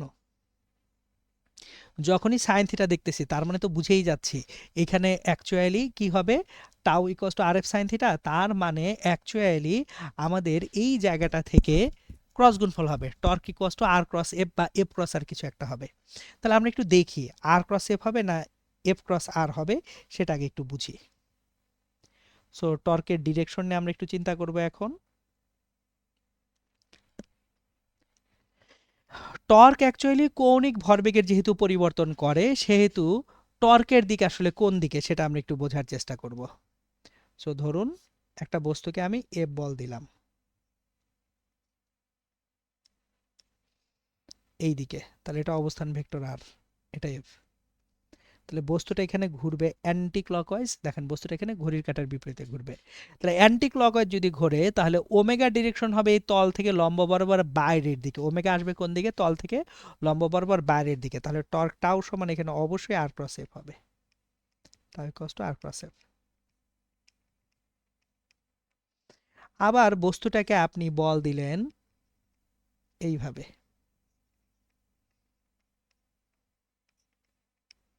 তাহলে বস্তুটার ঘূর্ণন এদিকে হবে। তাহলে দেখেন ঘূর্ণন যদি হয় ক্লকওয়াইজ তার মানে তল বরাবর ভিতরের দিকে ঢুকবে, তাহলে ভিতরের দিকে কখন ঘুরবে, যখন ক্লকওয়াইজ, আর ক্রস এফ হয়। সো অলওয়েজ মাথায় রাখবো টর্ক টাও সমান আর ক্রস এফ। এখন টর্ক টাও সমান আর ক্রস এফ, এখানে আরো একটা টর্কের ডেফিনেশন আসবে, সেটা হচ্ছে বল এবং ঘূর্ণন বিন্দু থেকে বলের লম্ব দূরত্ব থেকে টর্ক আসে, সেটা আমরা একটু দেখে ফেলি। দেখেন ধরুন ও বিন্দু হচ্ছে ঘূর্ণন বিন্দু, বস্তুটা এখানে আছে, এটা হচ্ছে এফ বল থিটা কোণে, তাহলে এটা হচ্ছে আর, তাহলে এই অ্যাঙ্গেলটাও থিটা। লম্ব যদি টানি এই লম্বটা হচ্ছে আর সাইন থিটা। তাহলে একটা জিনিস খেয়াল করি, টাও সমান ছিল আর এফ সাইন থিটা, তাহলে আমরা যদি টাও সমান লিখি এফ ইন্টু আর সাইন থিটা, তার মানে বল ইন্টু ঘূর্ণন বিন্দু হতে বলের লম্ব দূরত্ব। তাহলে আমরা টর্কের যে বেসিক ডেফিনেশন আছে, torque tau equals to r f sine theta পাচ্ছি, টর্ক টাউ সমান আর ক্রস এফ পাচ্ছি, অথবা টর্ক মানে হচ্ছে বল এবং ঘূর্ণন বিন্দুর সাপেক্ষে যে বলটা আছে এই বলের লম্ব দূরত্ব, সেখান থেকে আমরা টর্ক পাই। এইবার আমরা টর্ক হতে জড়তার ভ্রামকটা নির্ণয় করব, আইটা নির্ণয় করব। দেখেন আমি যদি কোনো একটা বিন্দুর চারপাশে বস্তুটাকে ঘুরাতে চাই শুধুমাত্র, তাহলে যে বলটা দিব, ধরলাম এখানে এফ বল দিচ্ছি, তাহলে 90 ডিগ্রি কোণে এফ বল দিচ্ছি এখানে আর, তাহলে torque tau equals to f r sine 90 degree. কিন্তু টাও সমান আই আলফা, অলরেডি পড়ে আসছি কোথায়, একটু আগেই তো পড়লাম টাও সমান কি হয়, আই আলফা হয়। টাও সমান কি আই আলফা, কারণ কৌণিক ভরবেগের পরিবর্তন করে। তাহলে এখান থেকে এখন আই এর পরিচয় জানতে চাই, যে জড়তার ভ্রামক আমরা বের করতে চাই, ঠিক আছে। তাহলে আই আলফা সমান এম এ আর, তাহলে আই আলফা সমান এ সমান আলফার, গতিবিদ্যায় পড়ছি কৌণিক ত্বরণ আর রৈখিক ত্বরণের সম্পর্ক, এ সমান আলফার, যেহেতু রৈখিক ত্বরণ এ সমান কৌণিক ত্বরণ আলফা ইন্টু ব্যাসার্ধ আর। তাহলে এখান থেকে আলফা কাটাকাটি করলে আই সমান এম আর স্কোয়ার। তাহলে দেখেন জড়তার ভ্রামক এটা হচ্ছে একটা স্কেলার রাশি,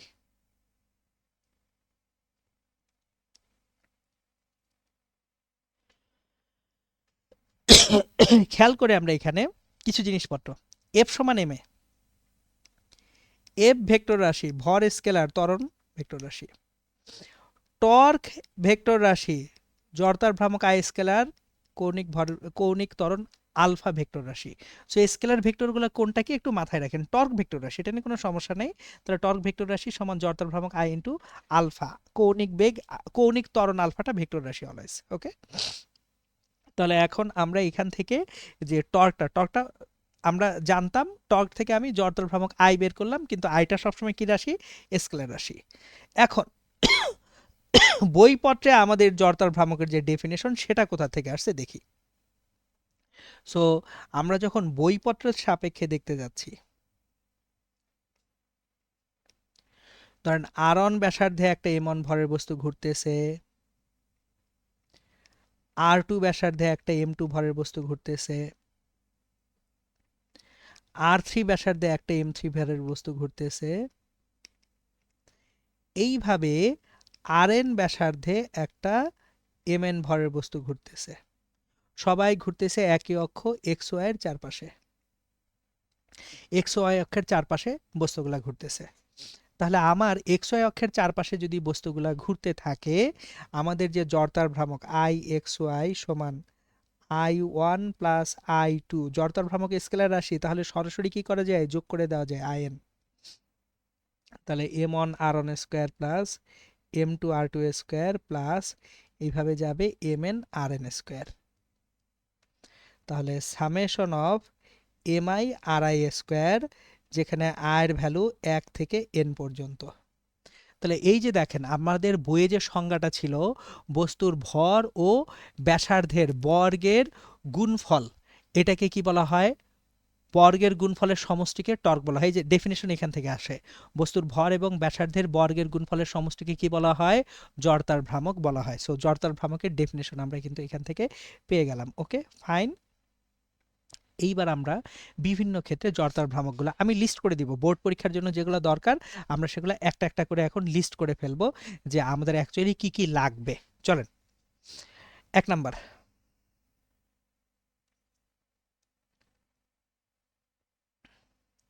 বিন্দুর চারপাশে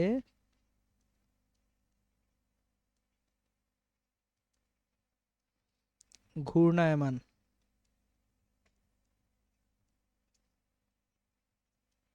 বিন্দু বস্তুর জন্য।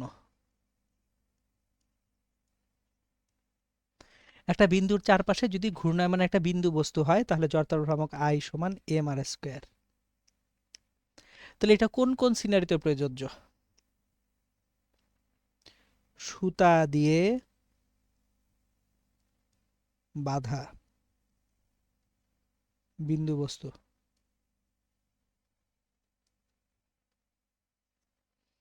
গ্রহের চারপাশে উপগ্রহ,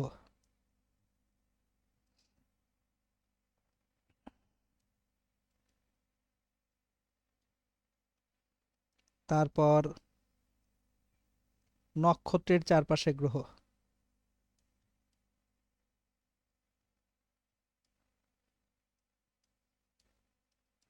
এখন এখানে আপনাদের একটা কোশ্চেন থাকে, সেই কোশ্চেনটা হচ্ছে বিন্দু বস্তু জিনিসটা কি। সো আমি আপনাদেরকে বিন্দু বস্তু কি সেটার কনসেপ্টটা বুঝিয়ে দিতেছি। ধরেন ঘূর্ণন বিন্দু থেকে বস্তুটার যে দূরত্ব, সেটা যদি বস্তুর আকারের তুলনায় অনেক বড় হয়, তাহলে বস্তুটা বিন্দু বস্তু। আবার রিপিট করতেছি, ঘূর্ণন বিন্দু যেটা আছে এইটা থেকে বস্তুর যে দূরত্ব আছে আর, এটা যদি বস্তুর নিজস্ব ব্যাস বা বস্তুর যে আকার সেটা থেকে অনেক অনেক বড় হয়, তাহলে এটা বিন্দু বস্তু হিসেবে বিবেচনা করা যায়। সো তাহলে এখানে জিনিসটা হচ্ছে R is much much greater than এখানকার ব্যাস ডি, তাহলে বিন্দু বস্তু।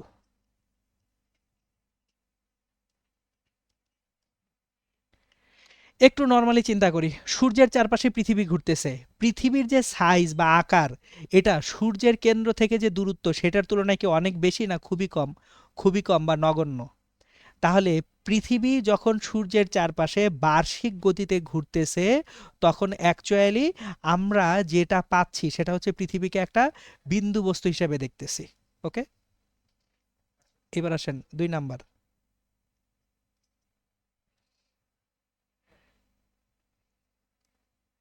এম ভরের ও এল দৈর্ঘ্যের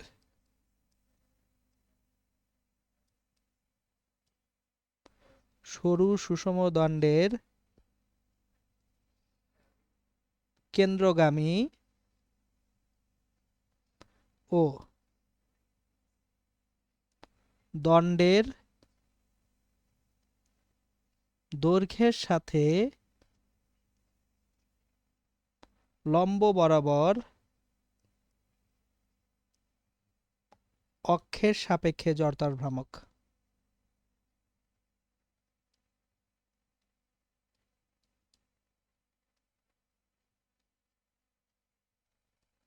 I equals to ml square by 12। তাহলে এইখানে জিনিসটা খুব সিম্পল, একটা সরু দণ্ড যার ভর m এবং দৈর্ঘ্য l, তাহলে মধ্যবিন্দুগামী এবং দৈর্ঘ্যের সাথে লম্ব বরাবর অক্ষের সাপেক্ষে জড়তার ভ্রামক হবে I সমান ml স্কয়ার বাই 12। এইবার আমরা তো আরো অনেকগুলো সিনারিও আছে, সবগুলো সিনারিও আমাদের শিখতে হবে। সো চলেন বাকি সিনারিওগুলো আমরা একটা একটা করে ডেভেলপ করে ফেলি। ওকে, 3 নাম্বার 2 গেল 3। সরু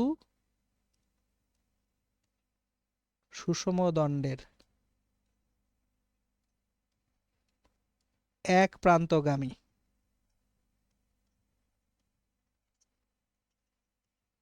ও দণ্ডের দৈর্ঘ্যের সাথে লম্ব বরাবর অক্ষের সাপেক্ষে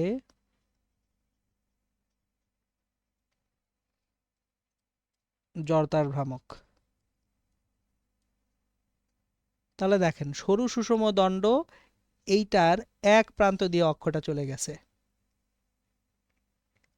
তাহলে I সমান ml স্কয়ার বাই 3 করে আসছি। এখন এখানে একটা মজা দেখে আপনাদেরকে, দেখেন এটা মুখস্থ করা ছাড়াও পারা যায়। আমার যদি ও দণ্ডটার দৈর্ঘ্য l হয়, খেয়াল করেন অক্ষটা ঠিক মাঝখানে থাকলে I সমান ml স্কয়ার বাই 12 কিন্তু g হয়। এখন আপনি যখন অক্ষটাকে সাইডে সরায় নিচ্ছেন, অক্ষটা যদি মাঝখানে হয়, যে ব্যাসার্ধে ঘুরতেছে সেটা এইটুকু, অক্ষটা মাঝখানে হলে ব্যাসার্ধ এইটুকু, তাহলে অক্ষ এক পাশে হলে ব্যাসার্ধ কি ডাবল হয়ে গেছে? ব্যাসার্ধ যদি ডাবল হয় তাহলে জড়তার ভ্রামক IAB ইকুয়ালস টু IG, বা এইভাবে চিন্তা করেন IG ইন্টু 4। কেন? ব্যাসার্ধ যদি ডাবল হয় জড়তার ভ্রামক 4 গুণ হবে। কেন? কারণ জড়তার ভ্রামক I is proportionate to R square. ব্যাসার্ধ আর ডাবল, জড়তার ভ্রামক I কয় গুণ?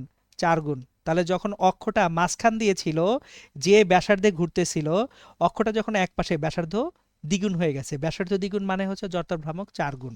তাহলে এটাও কিন্তু ml স্কয়ার বাই 3 আসে নরমালি। ওকে, তাহলে সরু সুষম দণ্ডের গেল। এরপর আসি, আগে উপপাদ্য না, আমরা এবার হচ্ছে চাকতি দেখব, নিরেট গোলক দেখব, সিলিন্ডার দেখব, কত কিছু দেখার আছে দুনিয়ায়। চলেন, এরপর হচ্ছে চাকতির জন্য 4 নাম্বার, চাকতির কেন্দ্রগামী ও তলের উপর লম্ব অক্ষের সাপেক্ষে জড়তার ভ্রামক।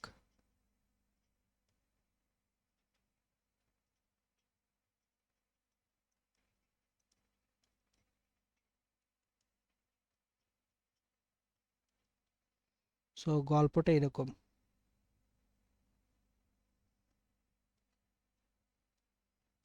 I সমান mr স্কয়ার বাই 2। 5, নিরেট সিলিন্ডারের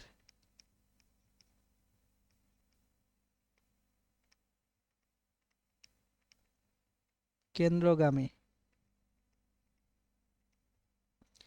ও তলের উপর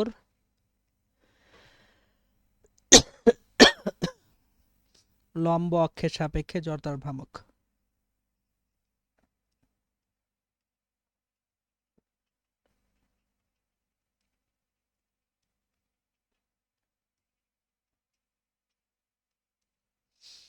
আই সমান m R square by two. দেখেন এই দুইটা কেমন এক। আমাদের এখন প্রতিপাদনের সময় নাই, প্রতিপাদনে আমরা যাচ্ছি না, জাস্ট বেসিকটা মাথায় রাখেন। যখন আমার অনেকগুলো চাকতি পরপর রাখা হয়, একটা সিলিন্ডার কিভাবে তৈরি হয়? অনেকগুলি সিলিন্ডার, সরি অনেকগুলি চাকতি পরপর যদি রাখেন, আগের দিনে বাসায় সিডি ছিল, তাহলে সিডি গুলাকে একটার উপরে আর একটা রেখে যদি পাইল আপ করি, তাহলে তো একটা নিরেট সিলিন্ডার হয়ে গেছে। যে অনেকগুলা সিডি একটার উপর একটা রাখছেন, তাহলে আমাদের চাকতির জন্য যা নিরেট সিলিন্ডারের জন্য তা আসলে অনেকগুলা চাকতি একসাথে কম্বাইন্ড হয়েছে। তাহলে আমার শুধু ভরটা চেঞ্জ হয়েছে, বাকি কিছু চেঞ্জ হয়নি। সো এটা ছিল 5। 6 নাম্বার, ফাঁপা গোলকের, সরি ফাঁপা সিলিন্ডারের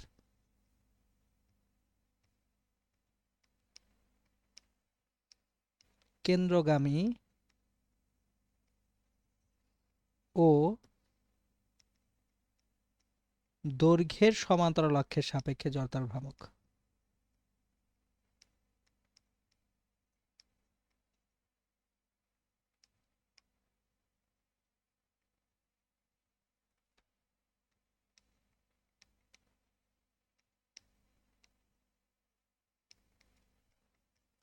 আই সমান এম আর স্কোয়ার। তাহলে এরপরে বাকি আছে আমাদের হচ্ছে নিরেট গোলক এবং ফাঁপা গোলক। আমাদের যে, যদিও সিলেবাসে আপনাদের হচ্ছে ফাঁপা গোলক, তারপর হচ্ছে ফাঁপা সিলিন্ডার, এই জিনিসগুলো নাই, তারপর আমি পরে রাখতেছি, কেন আপনাদের ভাল লাগে না, আপনাদের হচ্ছে এটা কেন বাকি রইলো, ওইটা কেন বাকি রইলো। আপনারা বোর্ড পরীক্ষায় দেখবেন শুধুমাত্র হচ্ছে ওই চাকতি দিয়ে আসে, রড দিয়ে আসে, গোলক দিয়েও কোশ্চেন কম আসছে। সো এনিওয়ে আমরা শিখে রাখি, শিখতে তো কোনো সমস্যা নেই। 7 নাম্বার হচ্ছে নিরেট গোলকের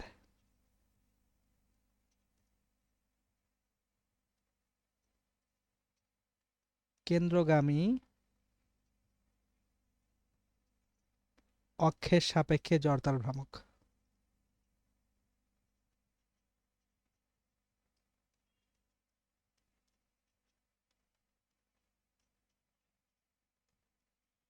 আই সমান 2/5 এম আর স্কোয়ার।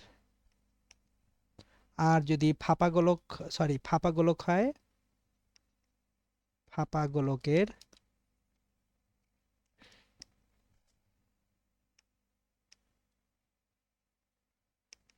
কেন্দ্রগামী অক্ষের সাপেক্ষে জড়তার ভ্রামক। আই সমান 2/3 এম আর স্কোয়ার। সো এই হচ্ছে তাহলে আমাদের যে জড়তার ভ্রামকগুলি আছে, যে বেসিক সিনারিওগুলো আছে, আমরা বেসিক সিনারিওগুলো পড়লাম। এখন আমরা যেটা করব, আমরা এখন দুইটা উপপাদ্য পড়ব, উপপাদ্যের সঙ্গে এই সিনারিওগুলোকে কম্বাইন করে আরো কিছু সিনারি তৈরি করব। ঠিক আছে, তাহলে আমরা এখন উপপাদ্য দুইটা দেখি। যে লম্ব অক্ষ উপপাদ্য ছিল আর হচ্ছে সমান্তরাল অক্ষ উপপাদ্য ছিল। তাহলে লম্ব অক্ষ উপপাদ্য আর সমান্তরাল অক্ষ উপপাদ্য, এই দুইটা উপপাদ্য এখন আমরা ডিটেলসে একটু দেখব। সো চলেন।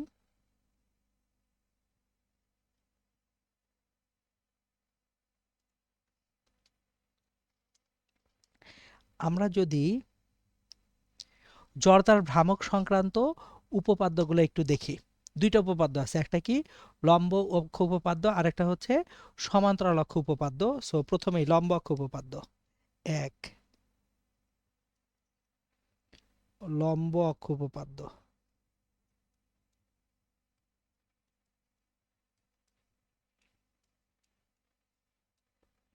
জিনিসটাকে একটু বুঝাই। ধরেন একটা বস্তু, আমাদের এই বস্তুটার ভর এম, সেটা আছে এক্স কমা ওয়াই এই পয়েন্টে। তাহলে বস্তুটা যদি এক্স অক্ষের সাপেক্ষে ঘোরে, এক্স অক্ষের চারপাশে ঘুরতেছে, তাহলে এক্স অক্ষের চারপাশে যদি বস্তুটাকে আমি ঘুরতে বলি, তাহলে এক্স অক্ষ থেকে যে দূরত্ব, এই দূরত্বটাই কি ওয়াই না? তাহলে এক্স অক্ষের চারপাশে ঘুরলে জড়তার ভ্রামক আই এক্স সমান এম ওয়াই স্কোয়ার। আর বস্তুটাকে যদি আমি বলি ওয়াই অক্ষের চারপাশে ঘোরাও, তাহলে ওয়াই অক্ষ থেকে বস্তুটার যে দূরত্ব সেটা কি এক্স না? তাহলে ওয়াই অক্ষের সাপেক্ষে জড়তার ভ্রামক আই ওয়াই সমান এম এক্স স্কোয়ার। তাহলে এই বস্তুটাকে যদি আমরা জেড অক্ষের সাপেক্ষে ঘুরাই, যে জেড অক্ষর সাপেক্ষে ঘোরাচ্ছি, এই যে জেড অক্ষের সাপেক্ষে ঘুরলে বস্তুটা এইভাবে ঘুরবে। সো আমরা যদি জেড অক্ষের সাপেক্ষে বস্তুটাকে ঘুরাই, সো জেড অক্ষের সাপেক্ষে বস্তুটাকে ঘুরালে সেক্ষেত্রে আর জেড অক্ষ থেকে দূরত্ব R equals to root over X square plus Y square. দেখেন বস্তুটাকে জেড অক্ষের সাপেক্ষে, যে আমি আমার আঙ্গুলটা দিলাম জেড অক্ষের সাপেক্ষে ঘোরাচ্ছি, তাহলে জেড অক্ষের সাপেক্ষে ঘুরলে সেই চারপাশে ঘুরবে। সেক্ষেত্রে আই জেড সমান এম ইন্টু আর স্কোয়ার, মানে M into X square plus Y square, মানে I x plus I Y. তাহলে সবসময় মাথায় রাখবো জেড অক্ষের সাপেক্ষে জড়তার ভ্রামক এক্স আর ওয়াই অক্ষের সাপেক্ষে জড়তার ভ্রামকের সমষ্টির সমান।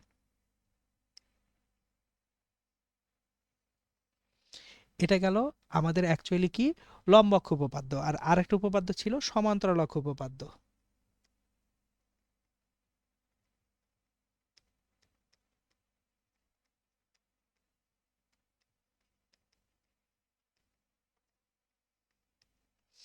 এখন এই সমান্তরাল অক্ষ উপপাদ্যটা কি জিনিস? ধরেন একটা বস্তু আছে, অলরেডি এর ভরকেন্দ্রগামী অক্ষের সাপেক্ষে জড়তার ভ্রামক জানেন, জি হচ্ছে ভরকেন্দ্র, আই জি ভরকেন্দ্রগামী অক্ষের সাপেক্ষে জড়তার ভ্রামক জানেন। তাহলে এখন এই ভরকেন্দ্র থেকে আমাদের যদি এইচ দূরত্বে এই ভরকেন্দ্রগামী অক্ষের সমান্তরাল আরেকটা অক্ষ আসে, তাহলে এই অক্ষটা আর এই অক্ষটা পরস্পর কি হইতে হবে? সমান্তরাল হইতে হবে। তাহলে যদি নতুন সমান্তরাল অক্ষটা আসে, সেই সমান্তরাল অক্ষ উপপাদ্যটা বলতেছে I equals to I G plus M H square. তাহলে এটা আই, এটা আই জি।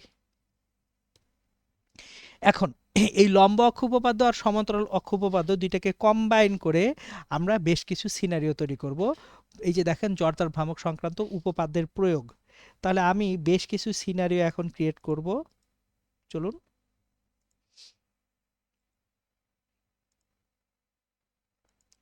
প্রথম যে সিনারিওটা আছে, এই সিনারিওটা হচ্ছে ধরেন একটা আয়তাকার পাত আছে, আয়তাকার পাতের কেন্দ্রগামী এবং তলের উপর লম্ব অক্ষের সাপেক্ষে জড়তার ভ্রামক। তাহলে আয়তাকার পাতের কেন্দ্রগামী ও তলের উপর লম্ব অক্ষের সাপেক্ষে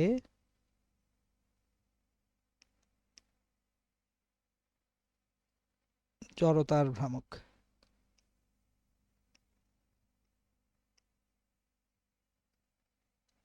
তাহলে আইটা আসবে কোথা থেকে?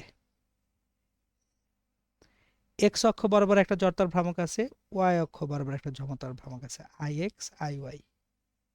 তাহলে আই এক্সটা হচ্ছে প্রস্থের ঠিক মাঝখান দিয়ে যাচ্ছে, এটা বি। আই ওয়াইটা দৈর্ঘ্যের ঠিক মাঝখান দিয়ে যাচ্ছে, এটা এল। তাহলে I equals to I x plus I Y. তাহলে আমাদের যদি প্রস্থের ঠিক মাঝখান দিয়ে যায়, সেক্ষেত্রে জড়তার ভ্রামক হচ্ছে এম বি স্কোয়ার বাই 12। আর দৈর্ঘ্যটা যে এলটা আছে, এটা ঠিক মাঝখান দিয়ে গেলে এম এল স্কোয়ার বাই 12। এটা হচ্ছে আয়তাকার পাতের কেন্দ্রগামী তলের উপর লম্ব অক্ষের সাপেক্ষে জড়তার ভ্রামক। এখন এই আয়তাকার পাতের যদি এক প্রান্তগামী এবং তলের উপর লম্ব অক্ষের সাপেক্ষে জড়তার ভ্রামক হয়, এই আয়তাকার পাতের এক প্রান্তগামী তলের উপর লম্ব অক্ষের সাপেক্ষে জড়তার ভ্রামক, এই আই কত? তাহলে দেখেন এইখানে আইটা যদি জেড অক্ষ হয়, এটা হচ্ছে এক্স অক্ষ, এটা হচ্ছে ওয়াই অক্ষ। তাহলে আমাদের এইখানে তার যে দৈর্ঘ্য আছে এল, তার প্রস্থটা হচ্ছে বি। তাহলে আয়তাকার পাতের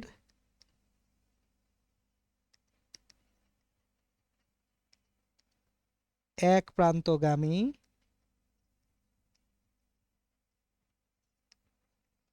ও তলের উপর লম্ব বরাবর অক্ষের সাপেক্ষে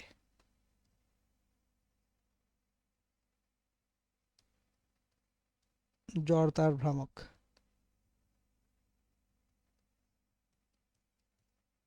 আই সমান I X plus I Y. I X যেটা সেটা হচ্ছে M B square by three, I ওয়াইটা হচ্ছে M L square by three. কারণ দেখেন এটা কিন্তু এক পাশে আছে, এই যে বি প্রস্থের এক পাশে অক্ষ, তাহলে M B square by three, L দৈর্ঘ্যের এক পাশে অক্ষ M L square by three. তাহলে দেখেন এই যে লম্ব অক্ষ উপপাদ্য দিয়ে আয়তাকার পাতের দুইটা সিনারি হয়ে গেল। এখন এই প্রথম সিনারিটা কিন্তু ঢাকা বিশ্ববিদ্যালয়ের ভর্তি পরীক্ষার এমসিকিউ প্রশ্নে ছিল। ওকে, এইবার আমরা আসব একটা চাকতির জন্য। চাকতির যে কোনো ব্যাসের সাপেক্ষে জড়তার ভ্রামক। চাকতির যে কোনো ব্যাসের সাপেক্ষে জড়তার ভ্রামক।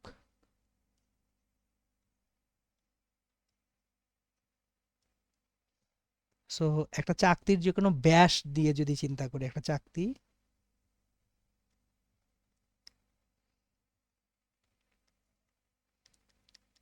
আইএক্স আইওয়াই, তাহলে আই জেড সমান আইএক্স প্লাস আইওয়াই।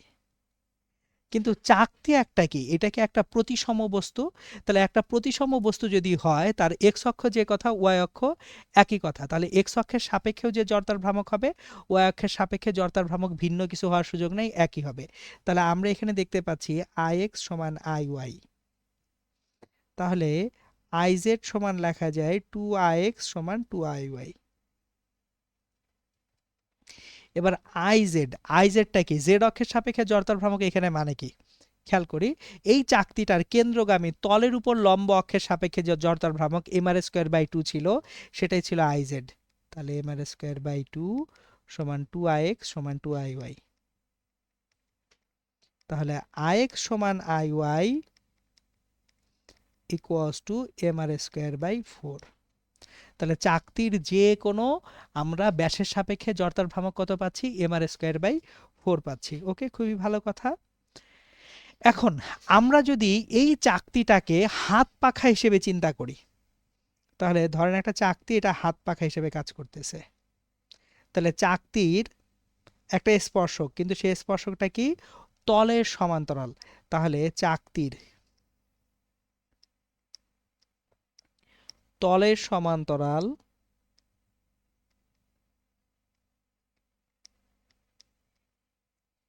স্পর্শকের সাপেক্ষে জড়তার ভ্রামক।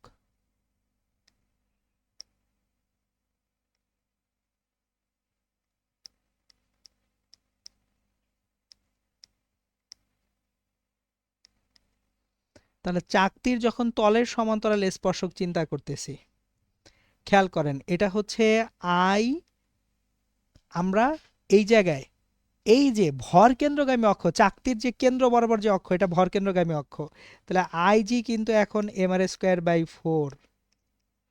তাহলে এই আই সমান কত হবে, আই জি প্লাস এই এম এইচ স্কোয়ার, যেখানে এইচ সমান আর, এটাই তো আর। তাহলে এই যে দূরত্বটা, এই দূরত্বটা এইচ সমান আর। তাহলে আই সমান I G plus M H square মানে M R square, I G হচ্ছে M R square by four plus M R square, তাহলে five by four M R square. এইবার যদি আমাদের চাকতির তলের সমান্তরাল স্পর্শক না হয়ে চাকতিটার একটা স্পর্শক কিন্তু তলের উপর লম্ব বরাবর স্পর্শক, জিনিসটা কিরকম, ধরেন এটা চাকতি, স্পর্শকটা এখন চাকতির তলের উপরে লম্ব। সো এবার ভর কেন্দ্রগামী যে অক্ষ সেই অক্ষের সাপেক্ষে জড়তার ভ্রামক আই জি সমান already m R square by two. তাহলে আই কত হবে, যেখানে আমাদের ব্যাসার্ধ আর, তার মানে এখানে এইচ সমান আর। তাহলে চাকতির তলের উপর লম্ব বরাবর স্পর্শকের সাপেক্ষে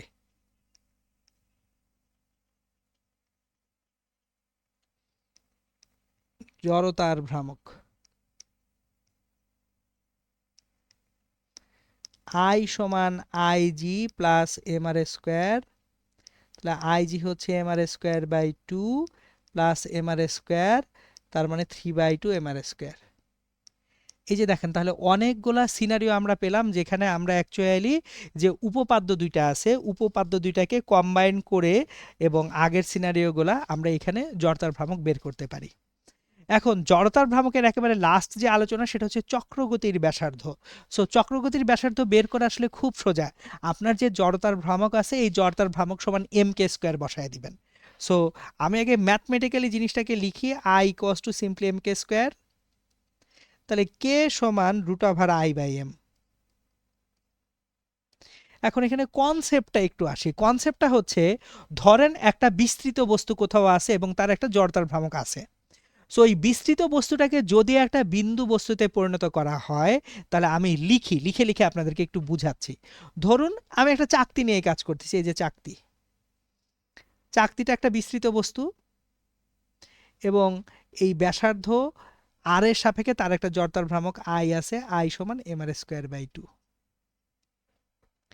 এখন এই চাকতির সম্পূর্ণ ভরকে পুঞ্জীভূত করে একটা বিন্দু বস্তুতে পরিণত করলাম। তাহলে এই বিন্দু বস্তুটা যদি একই অক্ষ, ধরেন এটা PQ অক্ষ, এই বিন্দু বস্তুটা এখনো এই PQ অক্ষের চারপাশেই ঘুরবে, নতুন কোনো অক্ষ না, PQ অক্ষের চারপাশেই ঘুরবে, কিন্তু তার জড়তার ভ্রামক একই থাকবে, অপরিবর্তিত থাকবে। তাহলে এই অক্ষ থেকে তার যে দূরত্ব আছে, এই অক্ষ থেকে যে দূরত্বটা আছে এই দূরত্বকে বলা হয় চক্রগতির ব্যাসার্ধ। সো কোনো একটা দৃঢ় বস্তুর সম্পূর্ণ ভর যদি কোনো বিন্দুতে এমনভাবে পুঞ্জীভূত করা হয় যাতে করে কোনো একটা সুনির্দিষ্ট অক্ষের সাপেক্ষে তার জড়তার ভ্রামক একই থাকে, তাহলে অক্ষ থেকে ওই যে বিন্দুর দূরত্ব এটাকে বলা হয় চক্রগতির ব্যাসার্ধ। তাহলে ডেফিনেশনটা আমি লিখে ফেলি, কোনো দৃঢ় বস্তুর সমগ্র ভর কোনো বিন্দুতে যদি এমনভাবে পুঞ্জীভূত করা হয় যাতে কোনো সুনির্দিষ্ট অক্ষের চারপাশে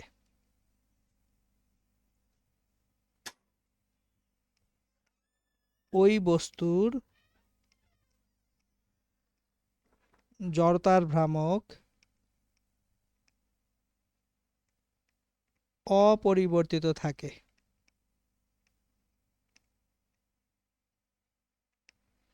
তাহলে অক্ষ হতে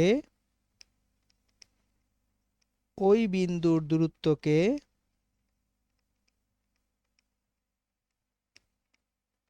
চক্রগতির ব্যাসার্ধ বলে। এটা হচ্ছে চক্রগতির ব্যাসার্ধের একেবারে ডিটেলস আলোচনা। সো সিম্পল, জড়তার ভ্রামক I জানা আছে, I সমান mk স্কোয়ার করেন, সেখান থেকে k এর মান বের করেন, জড়তার ভ্রামক বের হওয়া শেষ, সরি চক্রগতির ব্যাসার্ধ শেষ। এরপর আসবো কৌণিক ভরবেগের আলোচনায়। L দ্বারা প্রকাশ করা হয় জড়তার ভ্রামক I ইন্টু ওমেগা। এখন এখানে বেশ কিছু জিনিসপত্র আছে, আমি একটা একটা করে ডিফাইন করব। কৌণিক ভরবেগে একটা ভেক্টর রাশি, তাহলে L ভেক্টর সমান I ইন্টু ওমেগা ভেক্টর। এইবার বিন্দু বস্তুর জন্য I সমান mr স্কোয়ার, তাহলে m into omega r into r, তাহলে m ভি আর, mv মানে p, তাহলে L সমান pr, কিন্তু ভেক্টর আকারে প্রকাশ করলে এল ভেক্টর সমান পি ভেক্টর ক্রস আর ভেক্টর হবে, নাকি এল ভেক্টর সমান আর ক্রস পি হবে, সেটা আমরা এখন যাচাই করব। কোনটা সত্যি কোনটা মিথ্যা আমরা একটু দেখব, চলেন দেখি। সো ধরেন একটা বস্তু ঘুরতেছে, একটা বস্তু কোথাও ঘুরতেছে, সে ঘুরতেছে অ্যান্টি ক্লকওয়াইজ, এটা তার ঘূর্ণনের দিক। তাহলে এখানে তার রৈখিক বেগ ভি এই দিকে, তার মানে রৈখিক ভরবেগ পি এই দিকে, তার অবস্থান ভেক্টর আর এই দিকে। তাহলে ঘূর্ণনের দিক রিপ্রেজেন্ট করে কে, পি ক্রস আর নাকি আর ক্রস পি? তাহলে আর ক্রস পি থেকে আমি ওমেগার ডিরেকশন পাচ্ছি, তাহলে এইটা ট্রু, এইটা ফলস। সো দেখেন আর ক্রস পি এর ডিরেকশন থেকে ও ঘূর্ণনের ডিরেকশনটা পাওয়া যাচ্ছে, তার মানে আর ক্রস পি থেকে আমরা ওমেগার ডিরেকশন পাবো, তার মানে এল এর ডিরেকশন পাবো। তাহলে কৌণিক ভরবেগ এল ভেক্টর সমান আর ক্রস পি ভেক্টর, কৌণিক ভরবেগ এল ভেক্টর সমান আই ওমেগা ভেক্টর, কৌণিক ভেক্টর এল সমান কৌণিক ভরবেগ এল সমান এম ভিআর বা পিআর। এবং এইটা আপনাদের দ্বিতীয় পত্রে যখন আমরা ইলেকট্রন নিয়ে কাজ করব নিউক্লিয়াসের চারপাশে ঘুরে, তখন কিন্তু আরো বেশি কাজে লাগবে ইনশাল্লাহ। সো কৌণিক ভরবেগ নিয়ে আর আসলে টানাহেঁচড়া করার কিছু নাই। এইবার আমরা আসব কৌণিক ভরবেগের নিত্যতা বা সংরক্ষণশীলতা। সো আদি কৌণিক ভরবেগ এলন সমান শেষ কৌণিক ভরবেগ এল টু, বা এলন মানে আয়ন ওমেগা ওয়ান সমান I two omega two. So কৌণিক ভরবেগ সংরক্ষিত থাকবে যদি বাহ্যিক কোনো টর্ক প্রযুক্ত না হয়। এখানে একটা চমৎকার কোশ্চেন করতে পারি আমরা। কোশ্চেন 50 সেন্টিমিটার দৈর্ঘ্যের সুতার মাথায়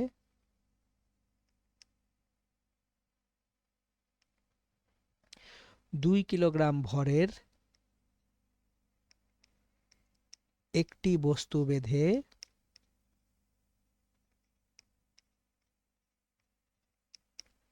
120 রোটেশন পার মিনিট সমবেগে ঘুরানো হচ্ছিল।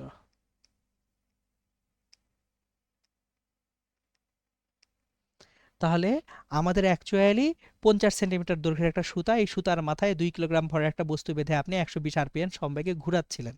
এখন বস্তুটি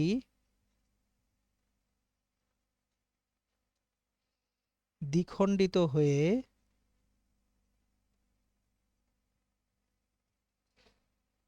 500 গ্রাম ভরের টুকরা ছিটকে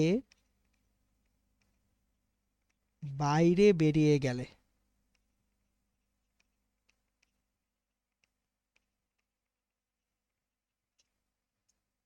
বাকি অংশের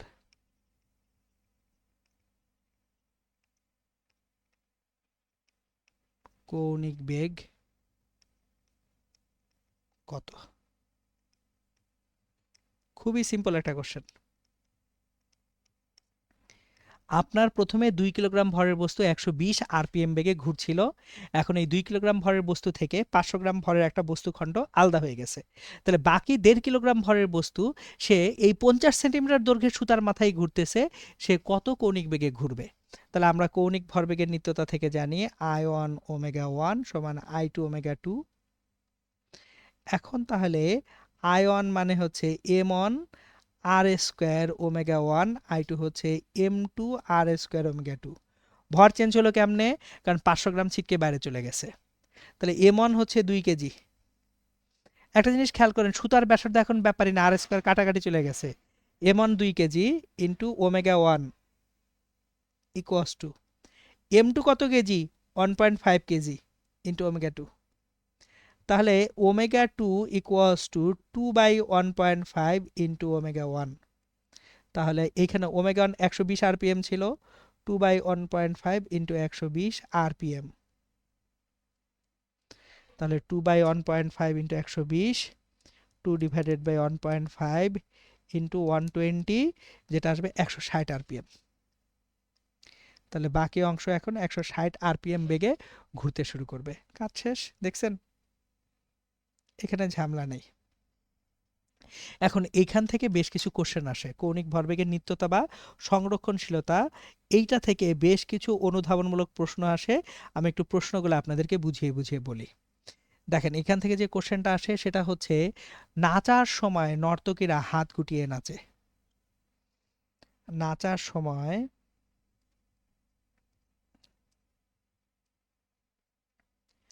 নর্তকীরা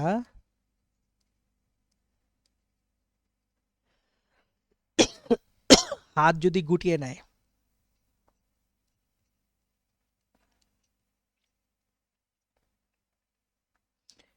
ওমেগা বেড়ে যায়। কিভাবে ওমেগা বাড়ে? দেখেন, আয়ন ওমেগা অন সমান আই টু ওমেগা টু। তাহলে হাত যদি গুটায় নেয় তাহলে সেক্ষেত্রে ব্যাসার্ধ আর কমে যাচ্ছে। সো লেটস সে কোনো একজন নর্তকী এখানে নাচবে, সে যদি হাত প্রসারিত রাখে তাহলে এই ক্ষেত্রে তার আয়নটা এই ক্ষেত্রে যা হবে, সে যদি হাতটাকে গুটিয়ে নেয়, সেম নর্তকী হাতটাকে গুটিয়ে নিছে, এই ক্ষেত্রে আই টু, ভর তো এম একই আছে, এম একই আছে, কিন্তু এখানে ব্যাসার্ধ কমে গেছে, তাহলে আই টুটা কমে গেছে আয়নের তুলনায়। আই টু যদি আয়নের তুলনায় কমে যায়, দেখেন omega two by omega one,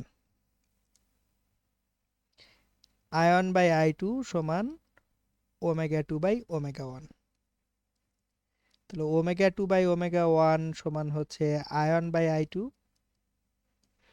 তাহলে এখানে কি আই টুটা ছোট আয়নের তুলনায়, আই টুটা ছোট আয়নের তুলনায়, তাহলে আয়ন আই টু থেকে বড় না, তাহলে ওমেগা টু ওমেগা ওয়ান থেকে বড়, ওমেগা টু ওমেগা ওয়ান থেকে বড়। তাহলে যখনই হাত গুটায় নাচবে কৌণিক বেগ বাড়বে, আর কৌণিক বেগ যদি বাড়ে তাহলে কম সময়ে ঘুরতে পারবে, ঘুরতে কম সময় লাগবে বা দ্রুত ঘুরবে। সো এই একই কাহিনী হয় হচ্ছে, দেখেন উপর থেকে কেউ লাফ দিয়ে পানিতে নামছে, শরীরটাকে বাঁকায় একটু বৃত্তাকার করে ফেলে। এই প্রত্যেকটা জিনিসের ব্যাখ্যা কিন্তু আসলে এইখান থেকে আসে, কৌণিক ভরবেগের নিত্যতা বা সংরক্ষণশীলতা থেকে আসে। আমরা নিউটনিয়ান বলবিদ্যা শেষ করব কৌণিক গতিশক্তি দিয়ে। তো রৈখিক গতিশক্তি ছিল হাফ এম ভি স্কোয়ার, কৌণিক গতিশক্তি E I equals to half I omega square. তাহলে জড়তার ভ্রামক যদি জানি, সেক্ষেত্রে কৌণিক বেগ এবং জড়তার ভ্রামক থেকে আমরা কৌণিক গতিশক্তি পাই। এইখানে একটা নর্মাল সিনারিও তৈরি করা যায়, ধরেন কোনো একটা বস্তু একটা আনত তল বেয়ে পড়তেছে, এখানে ধরেন একটা বস্তু আনত তল বেয়ে পড়তেছে, এম ভরের একটা বস্তু এইচ উচ্চতার আনত তলে আছে। তাহলে এখান থেকে বস্তু যদি ঘুরতে ঘুরতে এসে পড়ে, দেখেন একটা হচ্ছে স্লাইড করা আর একটা হচ্ছে ঘুরতে ঘুরতে পড়া। যদি ঘর্ষণ না থাকে তাহলে বস্তুটা কি করবে, স্লাইড করে পড়বে, আর যখনই ঘর্ষণ থাকবে তখনই বস্তুটা কি করবে, এসে ঘুরতে ঘুরতে এসে পড়বে। তাহলে বস্তুটা যদি ঘুরতে ঘুরতে এসে এই মাটিতে পড়ে, ইন দ্যাট কেস দেখেন বস্তুটার যে পটেনশিয়াল এনার্জি এমজিএইচ, এটা কনভার্টেড হবে রৈখিক গতিশক্তি half m V square plus ঘূর্ণন গতিশক্তি হাফ আই ওমেগা স্কোয়ারে। তাহলে এই বস্তুটা যদি একটা গোলক হয় আর ব্যাসার্ধের এবং এম ভরের, তাহলে ভর এম ব্যাসার্ধ আর, তাহলে half m V square plus half I সমান 2/5 এম আর স্কোয়ার ওমেগা স্কোয়ার। তাহলে half m V square plus 1/5 m V square, তাহলে এটা 7/10 এম ভি স্কোয়ার। সুতরাং আমরা এখান থেকে তাহলে বলতে পারি, বা m g h equals to 7/10 m V square, তাহলে ভি স্কোয়ার সমান 10/7 জিএইচ, ভি সমান √10/7 জিএইচ। তাহলে যদি একটা নিরেট গোলক গড়াতে গড়াতে এসে মাটিতে পড়ে, এটা অবশ্যই নিরেট গোলক। এখন এখানে অনেকে একটা আর্গুমেন্টে যান, তাহলে ভাই ঘর্ষণটা কই? আসলে আমাদের এখানে ঘর্ষণটা আছে, কিন্তু ঘর্ষণের পরিমাণটা খুবই কম, এটা ধরে নিয়ে আসলে ম্যাথটা করা। সো পরীক্ষায় যদি এই টাইপের ম্যাথ আসে যে কত রৈখিক বেগে মাটিতে আঘাত করবে, ভি সমান √10/7 GH, আর যদি ওমেগা বের করতে বলা হয় ওমেগা সমান V/R, তাহলে কত কৌণিক বেগে সে ঘুরতে ঘুরতে মাটিতে এসে পড়বে সেটাও বের করা যাবে। তাহলে এই ছিল আমাদের অ্যাকচুয়ালি নিউটনিয়ান বলবিদ্যার একেবারে সকল টপিকের বিস্তারিত আলোচনা। সো আমাদের ইনশাল্লাহ নিউটনিয়ান বলবিদ্যা আজকের এখানেই শেষ।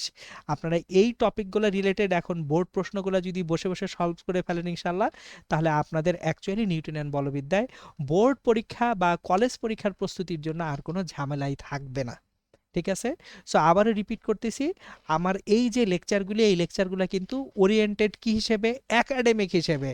এইটা দিয়ে অ্যাডমিশনের 80 to 90% ইনশাল্লাহ কাভার হবে। আর একটু কিছু জিনিসপত্র সেটা অ্যাডমিশনের সময় আপনি পড়বেন। এখন অ্যাকচুয়ালি এই যে লেকচারগুলি আমার ডিজাইন করা হচ্ছে যারা সামনে বোর্ড পরীক্ষা দিতে যাবেন অথবা কলেজের ইয়ার ফাইনাল পরীক্ষার জন্য, this contents are good enough. ঠিক আছে? ওকে, তাহলে আজকে ইনশাল্লাহ এখানেই শেষ করতেছি। দেখা হবে ইনশাল্লাহ পরবর্তী ক্লাসে।